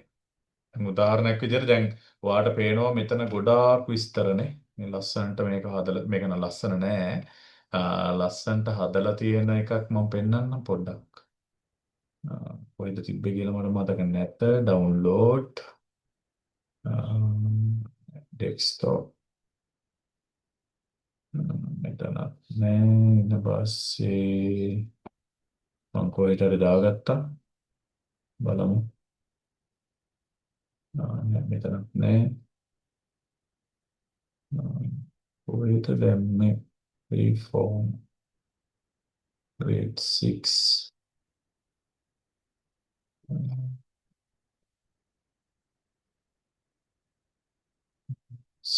reform කියලා ෆෝල්ඩර් එකක්. හරි මට දැන් මේක හොයාගන්න බැරි වෙයි. හරි grade 6 කියලා කොහේ හරි පේනවද ඔයාලට? නෑ. නෑ.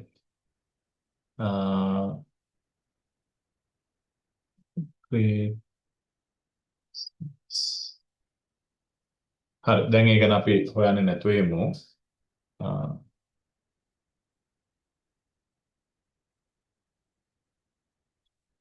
මට තප්පරයක් දෙන්න මම අරගෙන දෙන්නම් ඒක.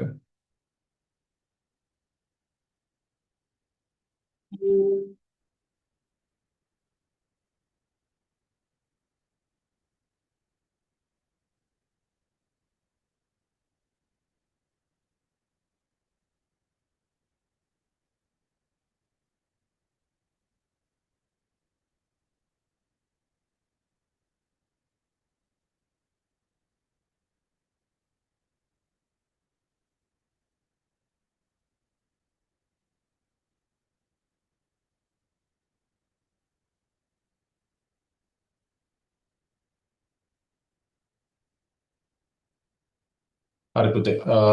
කොහොමද ඒක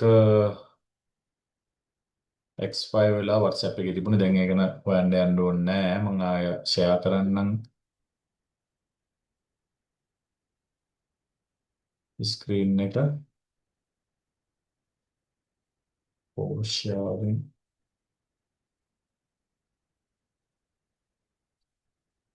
right අපි පාඩමට එමු.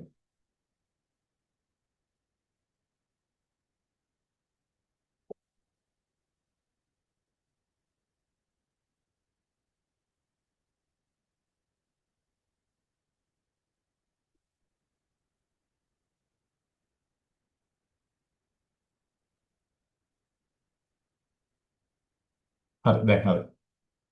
එහෙනම් බලමු මොකද්ද වෙන්නේ කියලා. ඒ ටික දැන් හොයාගන්න වෙන්නේ නැහැ. සාමාන්‍යයෙන් අර HTML ගොනුව මෙන්න මේ කියන HTML භාෂාව යටතේ එහෙම නැත්නම් අධිතැන් පාට සලකුණු කිරීමේ භාෂාව යටතේ නිර්මාණය කරපු මම මේකට හදාගන්නම්. ඒ කියන්නේ අපිට පාඩම කරගෙන යනකොට මේවා එකකට එක ප්‍රැක්ටිකල් එක ගන්න තියෙනවා පුතේ. මේ ප්‍රැක්ටිකල් එක අපි ලස්සන පිළිවෙලට හදාගෙන යන්. එතකොට එකකට එක ගානේ ප්‍රැක්ටිකල් කරන්න ඕනි. මෙන්න මේ වගේ ගොනුවක් නිර්මාණය කරන්න ඕනි. එතකොට මේ ගොනුවක තිබ්බ විශේෂ ලක්ෂණය තමයි සෑම ගුණුවකම කෙලවරට උදාහරණයක් විදිහට my.html අපි දන්නා software එකක් identify කරගන්න තියෙන එක ක්‍රමයක් තමයි මෙන්න මෙයා HTML පේන්නේ නැනේ ලිසෙනවා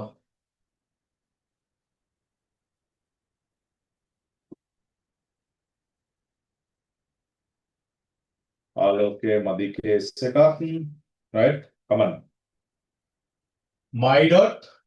අද අඩුපාඩු දෙන්න පුළුවන් ඒ ගැන වැඩි හිතන්න එපා. my.html මෙන්න මේක අපි කියනවා සාමාන්‍ය ෆයිල් එකක එක්ස්ටෙන්ෂන් එක කියලා. එහෙම නැත්නම් අපි කියනවා දිගුව කියලා. එතකොට මේ එක්ස්ටෙන්ෂන් එකෙන් තමයි අපි මොකක් කරන්නේද මේක මොන වගේ ෆයිල් එකක්ද කියලා අයිඩෙන්ටිෆයි කරගන්න. දැන් උදාහරණයක් විදිහට my.docx මේ වගේ එකක් ගත්තොත් මෙයා වර්ඩ් ෆයිල් එකක් කියන එක පිළිබඳ අපිට හොඳ අවබෝධයක් තියෙනවා. ඔය ටික චුට්ටක් මතක තියාගන්න. එතකොට මේ HTML ෆයිල් එකකින් මොකක්ද සිද්ධ වෙන්නේ? මට ඒක හරියටම පෙන්න ගන්න බැරි වුණා. ඒ ගැන දැන් වැඩි හිතන්න යන්න එපා. right.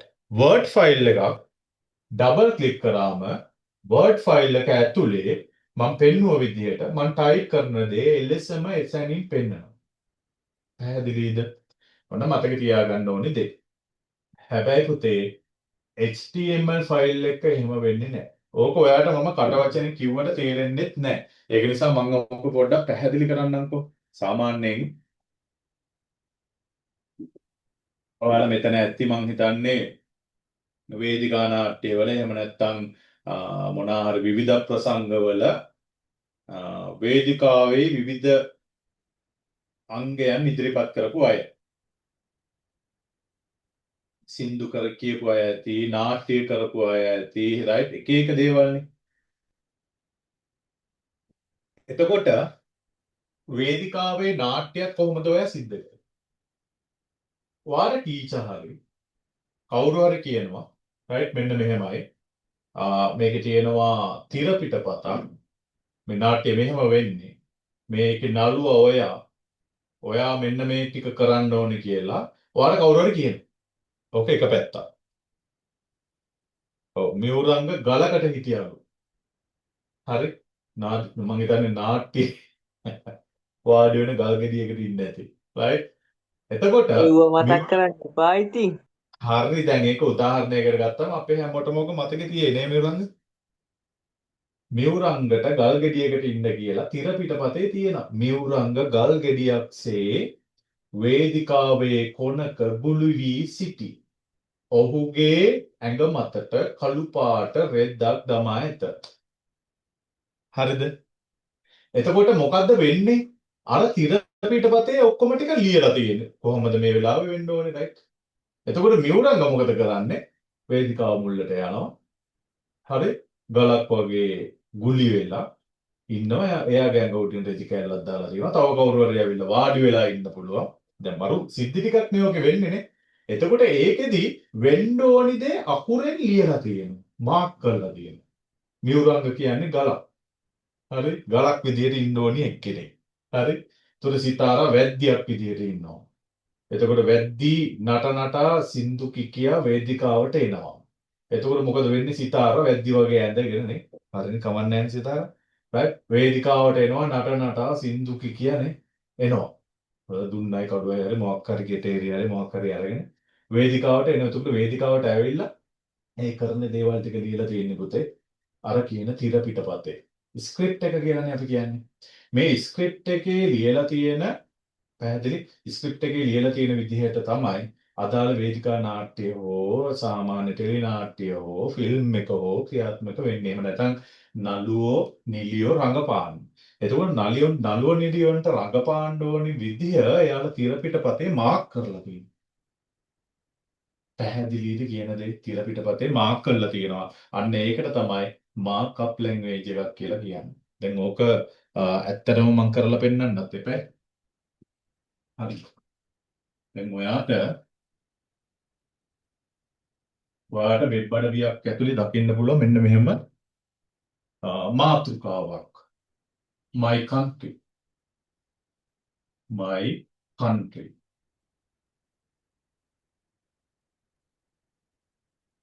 right? Simple. my country. මෙහෙම දාන්න ඕන එකක් හරි. මෙහෙම දැම්මම තව එකෙක් එනවා. ඌ ටික පොඩියට my country. මේ අකුරු බෝල්ඩ් කරලා තියෙන්නේ කියලා හිතන්න. my country. තව එකෙක් එනවා. ඌ ලියන්නේ මෙහෙම. බෝල්ඩ් නෑ.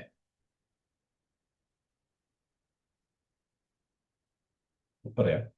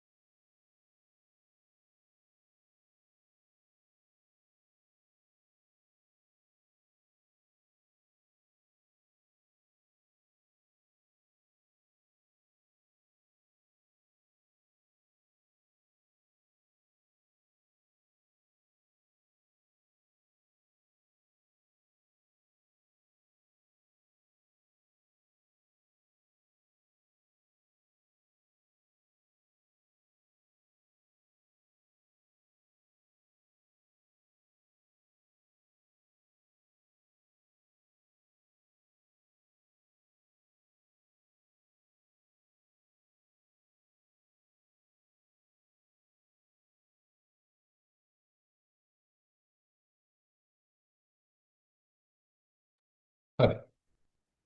එතකොට මේක පොඩි.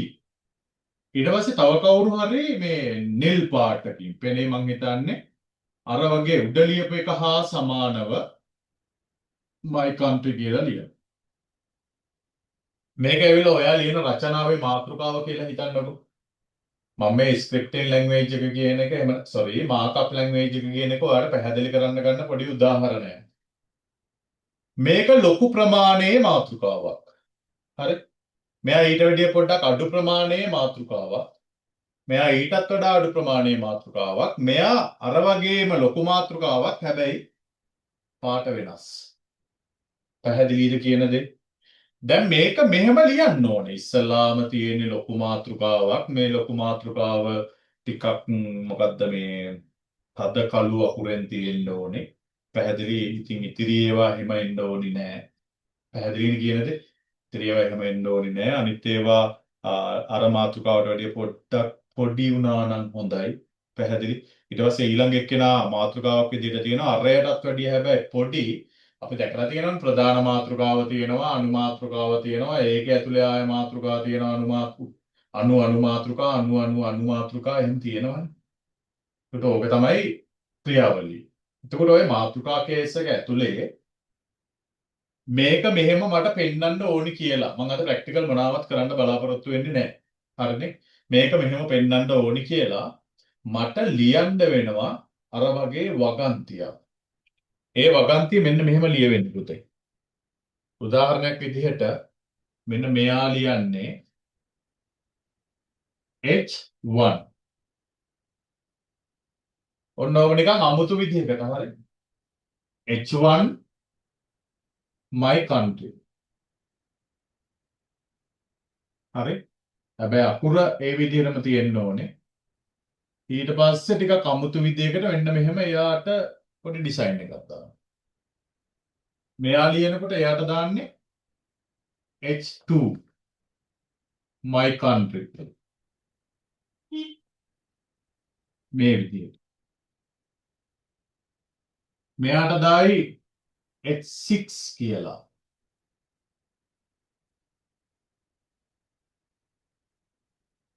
දැන් ඔයාට පේන දේ මේකෙන් කියන්නකෝ බලන්න. මෙයා ගැන මම නිල් පාටින් ලියන එක පස්සේ ලියන්නම් දැන් ඔක්කොම ඕනේ නැති නිසා. මොකද්ද මේ ටිකේ වෙනස? my country කියන එක normal විදිහට ටයිප් කරලා තියෙනවා. කතාව පැහැදිලිනේ. my country කියන එක normal විදිහට ටයිප් කරලා තියෙනවා. ඊට පස්සේ මෙන්න මෙතන තියෙන එක්කෙනා අණුව තමයි මෙයා ලොකුයිද තරමක් ලොකුයිද පොඩිද කියන එක තීරණය කරන්නේ. තේරුණාද? අත උස්සමු බලන්න.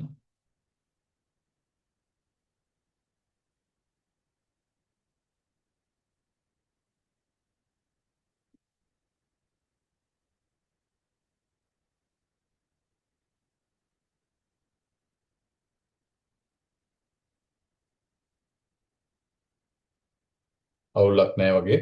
හොඳයි. මැසේජ් ගොඩක් තියෙනව නේද?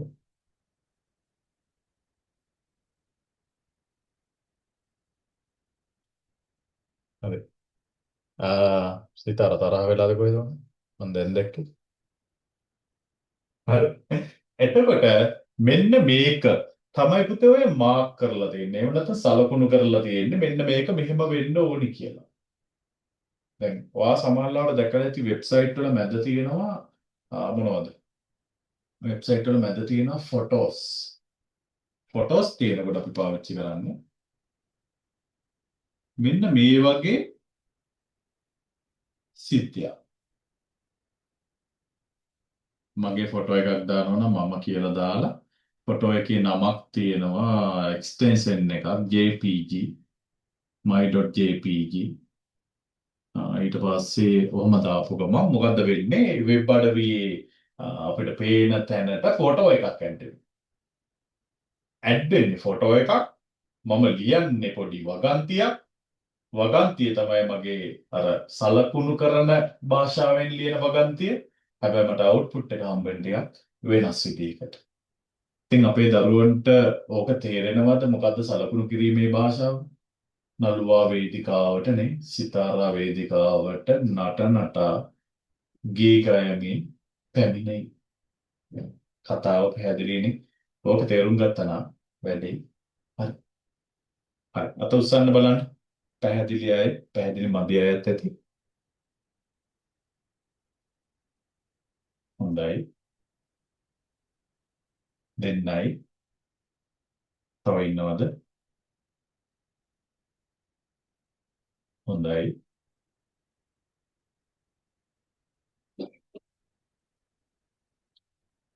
ඒත් ඔන්න විදිය තමයි වැඩේ සිද්ධ වෙන්නේ. එහෙනම් මොකද්ද HTML කියන එකේ අදහස? HTML කියලා කියන්නේ Hypertext Markup Language. වෙබ් අඩවියක පේන දේ අපිට පේන විදිහට බලන්න බෑ. මම ආපහු සැරයක් ස්ක්‍රීන් එක ෂෙයා කරන්නම්. මට ටෙම්පරරි මේක අයින් කරන්න වෙනවා. හරි. මම දැන් ස්ක්‍රීන් එක ෂෙයා කරන්න ලෑස්තියි.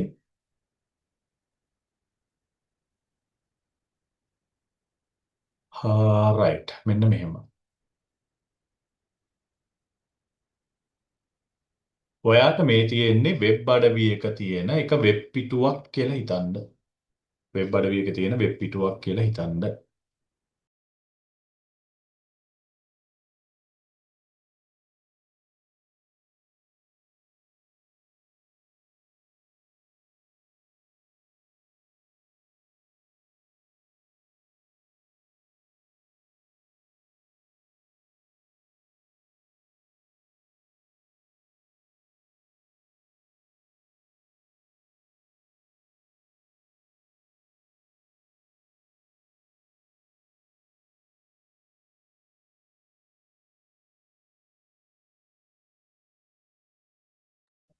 හරි. එහෙනම් මෙන්න සිද්ධිය.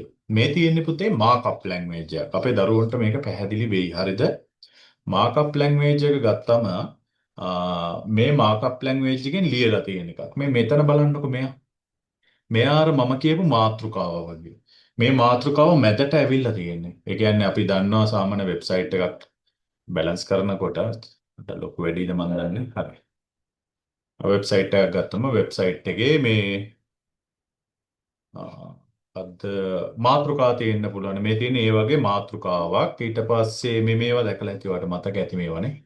මෙන්න මෙහෙම දේවල් තියෙනවා. ඊට පස්සේ ටයිප් කරන්න පුළුවන් දැන් තියෙනවා. පොඩි උදාහරණ ටිකක්. ඊට පස්සේ මේ සබ්මිට් කරන්න නේද?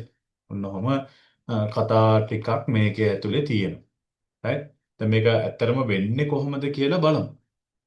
දැන් මම ඔයාලට මේක තනියෙන් කරන්න පුළුවන් අද. හරිද? මේ විදිහට දැන් මේ බලන්න කොටුවක් ඇතුලේ ආපහු කොටුවක් තියෙනවා. මේක ඇතුලේ ආයේ මේ අනුමාත්‍රිකා තියෙනවා.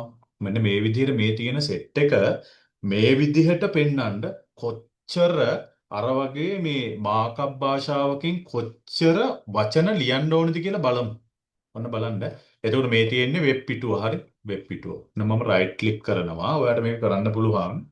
මේන්න මෙතන තියෙනවා පුතේ රයිට් ක්ලික් කරාට පස්සේ බටන් එකක් ඒ කියන්නේ මෙනු එකක් තියෙනවා view page source කියලා. view page source කියලා. එතකොට මේ view page source එකට ගියාම මේක මම ක්ලික් කරන්නම්. මේක ක්ලික් කරාම මට මෙන්න මෙහෙම එකක් හම්බ වෙනවා. ඔයාට කිව්වට මේ තියෙන්නේ අපි අර ලියපු එක පෙන්නන්න ලියපු සම්පූර්ණ කේත කොටස. දැන් උදාහරණයක් විදිහට මේ බලන්නකො මෙතන. computer fundamentals quiz. එතකොට මෙයා මාතෘකාවක් විදිහට ලියන්න කොහොමද පාවිච්චි කරලා තියෙන්නේ මේ? ඔයාට පේනවද? මේන්න මේක. මම අර ලියපු එක නේද ඇවිල්ලා තියෙන්නේ. හරි. ඊට පස්සේ මෙන්න මෙතන තියෙනවා test your knowledge of hardware and architecture. බලන්න ඒක ලියවිලා තියෙන හැටි. අපේ දරුවන්ට පැහැදිලි වෙන්නේ. ඒක ටිකක් වෙනස්. එහෙම ලියන්නේ කොහොමද? එතකොට ඒක පෙන්වන්න නම් මේ විදිහට ලියන්න ඕන. දැන් මේකේ ඔයාලට මට පෙන්වන්න මේකේ ෆොටෝ එකක් නැහැ. රයිට්? අපි ප්‍රැක්ටිකල් ටික ඊළඟ දවසේ කරනකොට බලමු ෆොටෝ එකක් දාලා. ඊට පස්සේ මේ submit assessment. හරි. ඊට පස්සේ මේ ඩොට් එකක් මේ RAM කියන ඉස්සරහින් මේ තිත කොහොමද දාලා තියෙන්නේ බලමු. කොහෙද තියෙන්නේ? මේ තියෙන්නේ. ඒක පෙන්නන්න මෙන්න මේ වගේ ලොකු කෝඩ් එකක් ගහන්න. පැහැදිලි? මෙන්න මෙච්චර. එතකොට ඔයාලට හිතෙනවා ඇති කොහොමද අපි මේවා මතක තියාගන්නේ කියලා. අනේ දරුවෝ දැන් නම් අපි මේවා මතක තියාගන්නේ නැහැ. අපිට AI tools තියෙන ඕනේ විදිහට. පැහැදිලි? ඒ ඕනම tool එකක් පාවිච්චි කරලා අපිට මේකෙදී අපිට අවශ්‍ය කරන දේවල් ටික හදලා ගන්න හැකියාවක් තියෙනවා. right? එතකොට මේකත් මට මතක විදිහට අරගෙන තිබ්බේ ඒ වගේ මේ ChatGPT එකෙන්ද කොහෙද? right. හරි. මතක තියාගන්න නම් මෙන්න තියෙනවා input type radio ඔය විදිහට දාලා තියෙනවා. මේවා අපිට මතක තියාගන්න පුළුවන්. ටිකක් ඉස්සරහට කරන් ගියාම හරි. අර ලොකු බටන් එකක් තිබ්බනේ submit assessment කියලා. මම බලන්න මෙතන මොකද්ද තියෙන්නේ කියලා මේ. ඒක ලියන්න පාවිච්චි කරලා තියෙන මෙන්න මේක. එකක් වෙනස්. පැහැදිලි. එතකොට මේ විදිහට අපිට ඕනේ දේ අපි අකුරෙන් ලියනවා. මේක අකුරෙන් ලියලා තමයි මේ තැනට අරගෙන එන්නේ. මේක හරිය ලේසි මතක තියාගන්න. right මම එක්සැම්පල් එකක් ගන්න නිකන් මේ මොහොතේ ප්‍රැක්ටිකල් එක කවර් කරලා පෙන්නන්න. right මගේ ඩෙස්ක්ටොප් එක ටිකක් අවුල්. right ක්ලික් කරා new වලට ගියා. ආයසරයක් right ක්ලික් කරා new වලට ගියා. මම දැනට මේකේ ගන්න වෙන්නේ මේ text document කියන එක. text document එක කියන එක right ඔය විදිහටම තියෙද්දි මට ප්‍රශ්නයක් නැහැ. right ඔන්න මම මේ ඩබල් ක්ලික් කරගත්තාම මට මෙන්න මේ වගේ ඉන්ටර්ෆේස් එකක් හම්බ වෙනවා. ඉන්ටර්ෆේස් එක ඇතුලේ මම මගේ නම මාතෘකාවක් විදිහට ඇඩ් කරන්න තමයි දැන් මම සූදානම් වෙන්නේ. right මගේ නම මාතෘකාවක් විදිහට දාගන්න. දැන් අපි දන්නවා පොඩි දෙයක් මාතෘකාවක් විදිහට කොහොමද දාන්නේ h එක හරිද? දැනට ඔය විදිහට දාන්නේ මගේ නම දැම්මා right සුරවීද right එහෙම දැම්මා. දැන් ඔයා දන්නවා මේකේ තිබ්බේවා එලෙයිරක් තිබ්බා IRH එක තිබුණා right ඊට පස්සේ මෙයා තිබ්බා. ඊට පස්සේ මෙයා මම මොකද කරන්නේ සේව් කරනවා. සේව් කරනවා ෆයිල් save as දුන්නොත් මොකද්ද වෙන්නේ? මට මේක කැමති තැනක ලියන්න පුළුවන්. ඊට පස්සේ මම මෙතෙන්ට දානවා පොඩි දෙයක් මම KKK කියලා දාලා අගට දානවා HTML කියලා. මේක දන්න දරුවොත් ඇති නොදන්න දරුවොත් ඇති. දන්න දරුවෝ පොඩ්ඩක් දැනුම රිෆ්‍රෙෂ් කරගන්න නොදන්න දරුවෝ හොඳට ඔළුවට දාගන්න. ඊට පස්සේ මේක කෙලවරට දානවා මම all files කියලා. එම් පොඩි වෙනසක් ආවා. මොකද දැම්මේ .html. එහෙම නැත්නම් ඔයාලට දාන්න පුළුවන් .htm කියලා. හරි. ඊට පස්සේ මම මෙතන සේව් කරනවා. සේව් කරාට පස්සේ මට දැන් මේක තියෙනවද කියලා බලන්න පුළුවන්. ආන්න තියෙනවා. හැබැයි දැන් එයා ඉන්නේ notepad එකක් විදිහට අපි මේක ඕපන් කරේ. හැබැයි මට දැන් ඇවිල්ලා තියෙන්නේ මෙයා. එතකොට මේකට හේතුව මෙයා notepad එකේ ලියන text file එක. txt කියලා තමයි බලන්නේ. එතකොට ඒක බලන්න අපිට මෙහෙම ගියා. properties වලට ගියාම මෙන්න මෙතනින් තමයි ඒක බලා ගන්න හැකියාවක් තියෙනවා. txt. එතකොට මෙයා text document file එක. හැබැයි මෙයා ඊට වැඩිය පොඩ්ඩක් වෙනස්. right click කරා properties වලට ගියාම එයාගේ තියෙන .html එකට කියන්නේ අපි extension එක කියලා. එතකොට මේ extension එක වෙනස්. කතාව පැහැදිලිනේ. වෙනස් extension එකක් තියෙන්නේ. දැන් බලමු මොකද්ද වෙන්නේ කියලා. දැන් මෙයා මම සාමාන්‍ය අපි ෆයිල් එකක් පරිගණකය තුළ ෆයිල් එකක් ඕපන් කරගන්න ඩබල් ක්ලික් කරනවා කියන කතාවනේ කරන්නේ. එතකොට ඩබල් ක්ලික් කරනකොට මෙන්න මේ විදිහට අපිට ඩබල් ක්ලික් කරන්න හැකියාවක් තියෙනවා. දැන් වැඩේ නම් ගොඩ. පැහැදිලිනේ. මෙතන මේ බලන්න ෆයිල් එකේ නමක් තියෙනවා. මෙතනත් වැටිලා තියෙනවා මගේ ෆයිල් එකේ නම. පැහැදිලි. නම මම ටයිප් කරේ මගේ නම. ඒක අර ටිකක් තද අකුරෙන් ඇවිල්ලා තියෙනවා. රයිට්. මට මේක තව පොඩ්ඩක් වෙනස් කරන්න මම මේකම කොපි කරලා ඔයාලට පෙන්නන්නම්. ඔන්න බලන්න අකුරු වල ප්‍රමාණය අඩු වැඩි වෙන හැටි අපි ඊට පස්සේ දැම්මේ H2 කියලා. හරිද? H2 කියලා දැම්මේ. බලන්න මොකද්ද සිද්ධ වෙන්නේ කියලා. මේ HTML පාඩම මෙහෙම උගන්වන්න තියෙන එක සෑහෙන්න වටිනවා ඉතින්. මොකද ඔයාලට ප්‍රැක්ටිකල් ටිකක් බලා ගන්න පුළුවන් ලස්සනට. දැන් ආයේ save as යන්න ඕනේ නැහැ. මම control S එබුවම මගේ ෆයිල් එක save වෙනවා. එහෙම නැත්නම් ෆයිල් එකට ගිහිල්ලා save කරාම මගේ ෆයිල් එක save වෙනවා. දැන් මොකද්ද වෙන්න ඕනේ? දැන් ආයෙත් මගේ ඕපන් වෙන්න ඕනේ අර ෆයිල් එකමනේ ඩෙස්ක්ටොප් එකේ තියෙන. මොකද්ද? KKK කියන ෆයිල් එකනේ නේද? තියෙනවද බලන්න. KKK මේ තියෙන්නේ. ඒක ඕනනම් මට ඩබල් ක්ලික් කරන්න පුළුවන් මෙහෙම. නාපව ඕපන් වෙනවා. දැන් වෙනස පැහැදිලි ඇති ඔයාලට. රයිට්? කීර්ති සුරවීර කියන එක ටිකක් පොඩි වෙලා වැය මාතෘකාවක් අනු මාතෘකාවක් විදියට බැලන්ස් වෙලා යනවා. රයිට්. මේ කරපු වැඩේ අපේ දරුවන්ට පැහැදිලිද? අත උස්සමු බලන්න. පැහැදිලිද? රයිට් නියමයි. හරිද? මම තාම පාඩමට එන්ටර් වුණේවත් නෑ. ඒක මතක තියාගන්න. හරි. රයිට්. එතකොට ඔන්න ඕක තමයි මාකප් ලැන්ග්වේජ් එකේ අරකේ තියෙන වෙනස. මම ඊට පස්සේ ඔයාලට මේකේ page source එක පෙන්වනවා නේද? එන්න page source එක. view page source. මම අර ලියපු කෝඩ් එක ලස්සනට වැදිලා තියෙනවා. මේක තමයි මගේ කෝඩ් එක. හැබැයි මට මේක පෙන්වන්නේ මේ විදිහට. දැන් මාකප් ලැන්ග්වේජ් කියන එකේ ආයෙ කිසි අර්බුදයක් තියාගන්න නම් හදන්න නම් එපා. පැහැදිලිද මම කියන දේ? රයිට් ඔන්න ඔය ටික තමයි මට පාඩමේ පළවෙනි දවසේ කියලා දෙන්න තියෙන්නේ. රයිට් රයිට් අපි යන් stop screen sharing රයිට් තාම ආධුනිකයි මොකද කැමරාමන් මම ඊට පස්සේ ලයිට් බැලන්සිං මම පරිගණක හසුරුවන්නා මම ඒක නිසා පොඩි පොඩි අඩුපාඩු චුට්ටක් වෙන්න පුළුවන්. ඒ ගැන වැඩිය සලකන්න යන්න එපා. හරිද පුතේ? රයිට් ඔන්න ඒ පාර ඒකත් මොකද්ද වෙලා?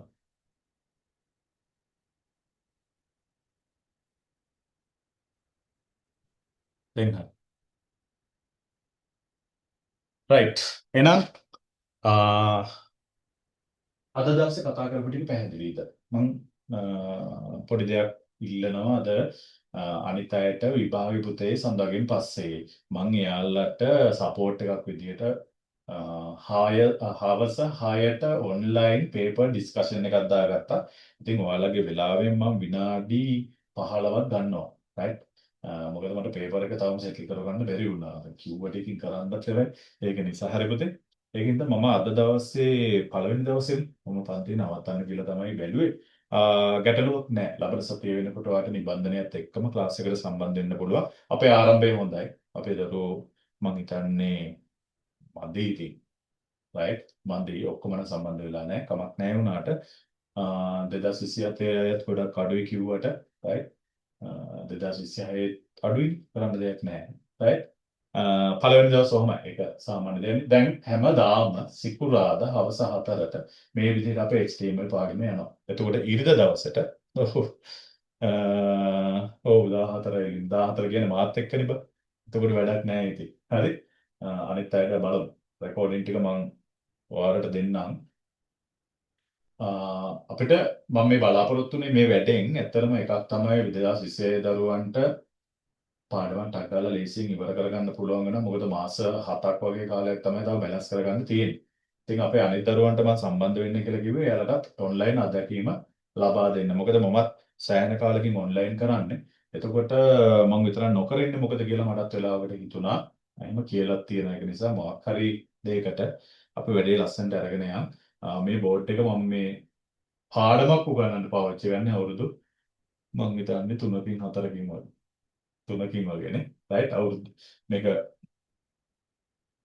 සෑහෙන 2022 මිනිස්සු දැන් කසාද බැඳලා තියලා මම හිතන්නේ සමහරු කැම්පස් එකේ රයිට් 22 තමයි ඉස්සරහ උගන්වන්න මේක මෙතන හයි කරගත්තේ අවුලක් නැහැ වැරදිලා නැහැ රයිට් අපේ දරුවන්ට කිසි ගැටලුවක් නැතුව ලස්සනට වැඩ ඉස්සරහට කරගෙන යන්න පුළුවන් මේ ක්ලාස් එක මාරු කරගන්න විතරක් ඉන්නවා වෙන තැනකට එතකොට අර ලැබ් එකේ කතාවත් එක්ක මතක ඇති මම කිව්වා ප්‍රැක්ටිකල් කරන ලැබ් එකක් හදනවා කියලා ඒකත් එක ක්ලාස් එක වෙනස් වෙනවා ඊට පස්සේ මේ ආලෝක කරන ගැටලුවෙම ප්‍රශ්නයක් වෙන එකක් නැති වෙයි.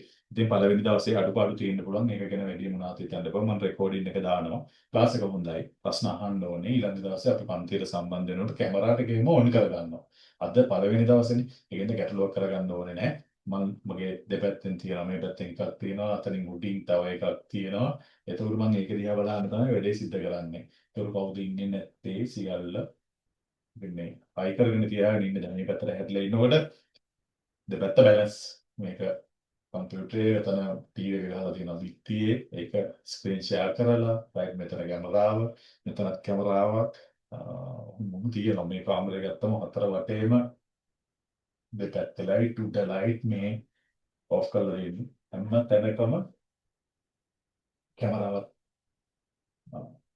මම යන පැත්තට කරගෙනවා ඩේටා කේබල් එක දාලා තියෙන නිසා මේ පොට්ටක් ඒක ඒක හදාගන්න තුන හරියයි වෙන්නේ ගැටලුවක් නැහැ ඔයාලා එන්න පැත්තට කරකිලා වැඩේ ගානට සෙට් වෙනවා ඒක නිසා බෝඩ් එකේ තව තියෙනවා ලේබල් ක්ලියර් කරගෙන වැඩේ කරගෙන යන්න රයිට් එහෙනම් පුතේ මේ අද වැඩේ නවත්තන්න 5:50 තව විනාඩි 10යි තියෙන මම සූදානම් වෙන්න ඕනේ හොඳයි රෙකෝඩින් එක ගන්න අපි ලස්සනට වැඩේ ඉස්සරහට අරගෙන යන්න අපි ඊළඟ දවසේ මම හම්බ වෙමු හැම දිනාටම සුබ රාත්‍රියක් වේවා ඉදිරියට හම්බ වෙනවා රිවිෂන් එක සහ අපේ තියෙන ක්ලාස් එකත් හරි පුතේ එන බුදුසරණ මම ක්ලාස් එක නවත්තනවා Bye, sir. right bye අස බුස්සන්නයි හරි බුදුසරණයි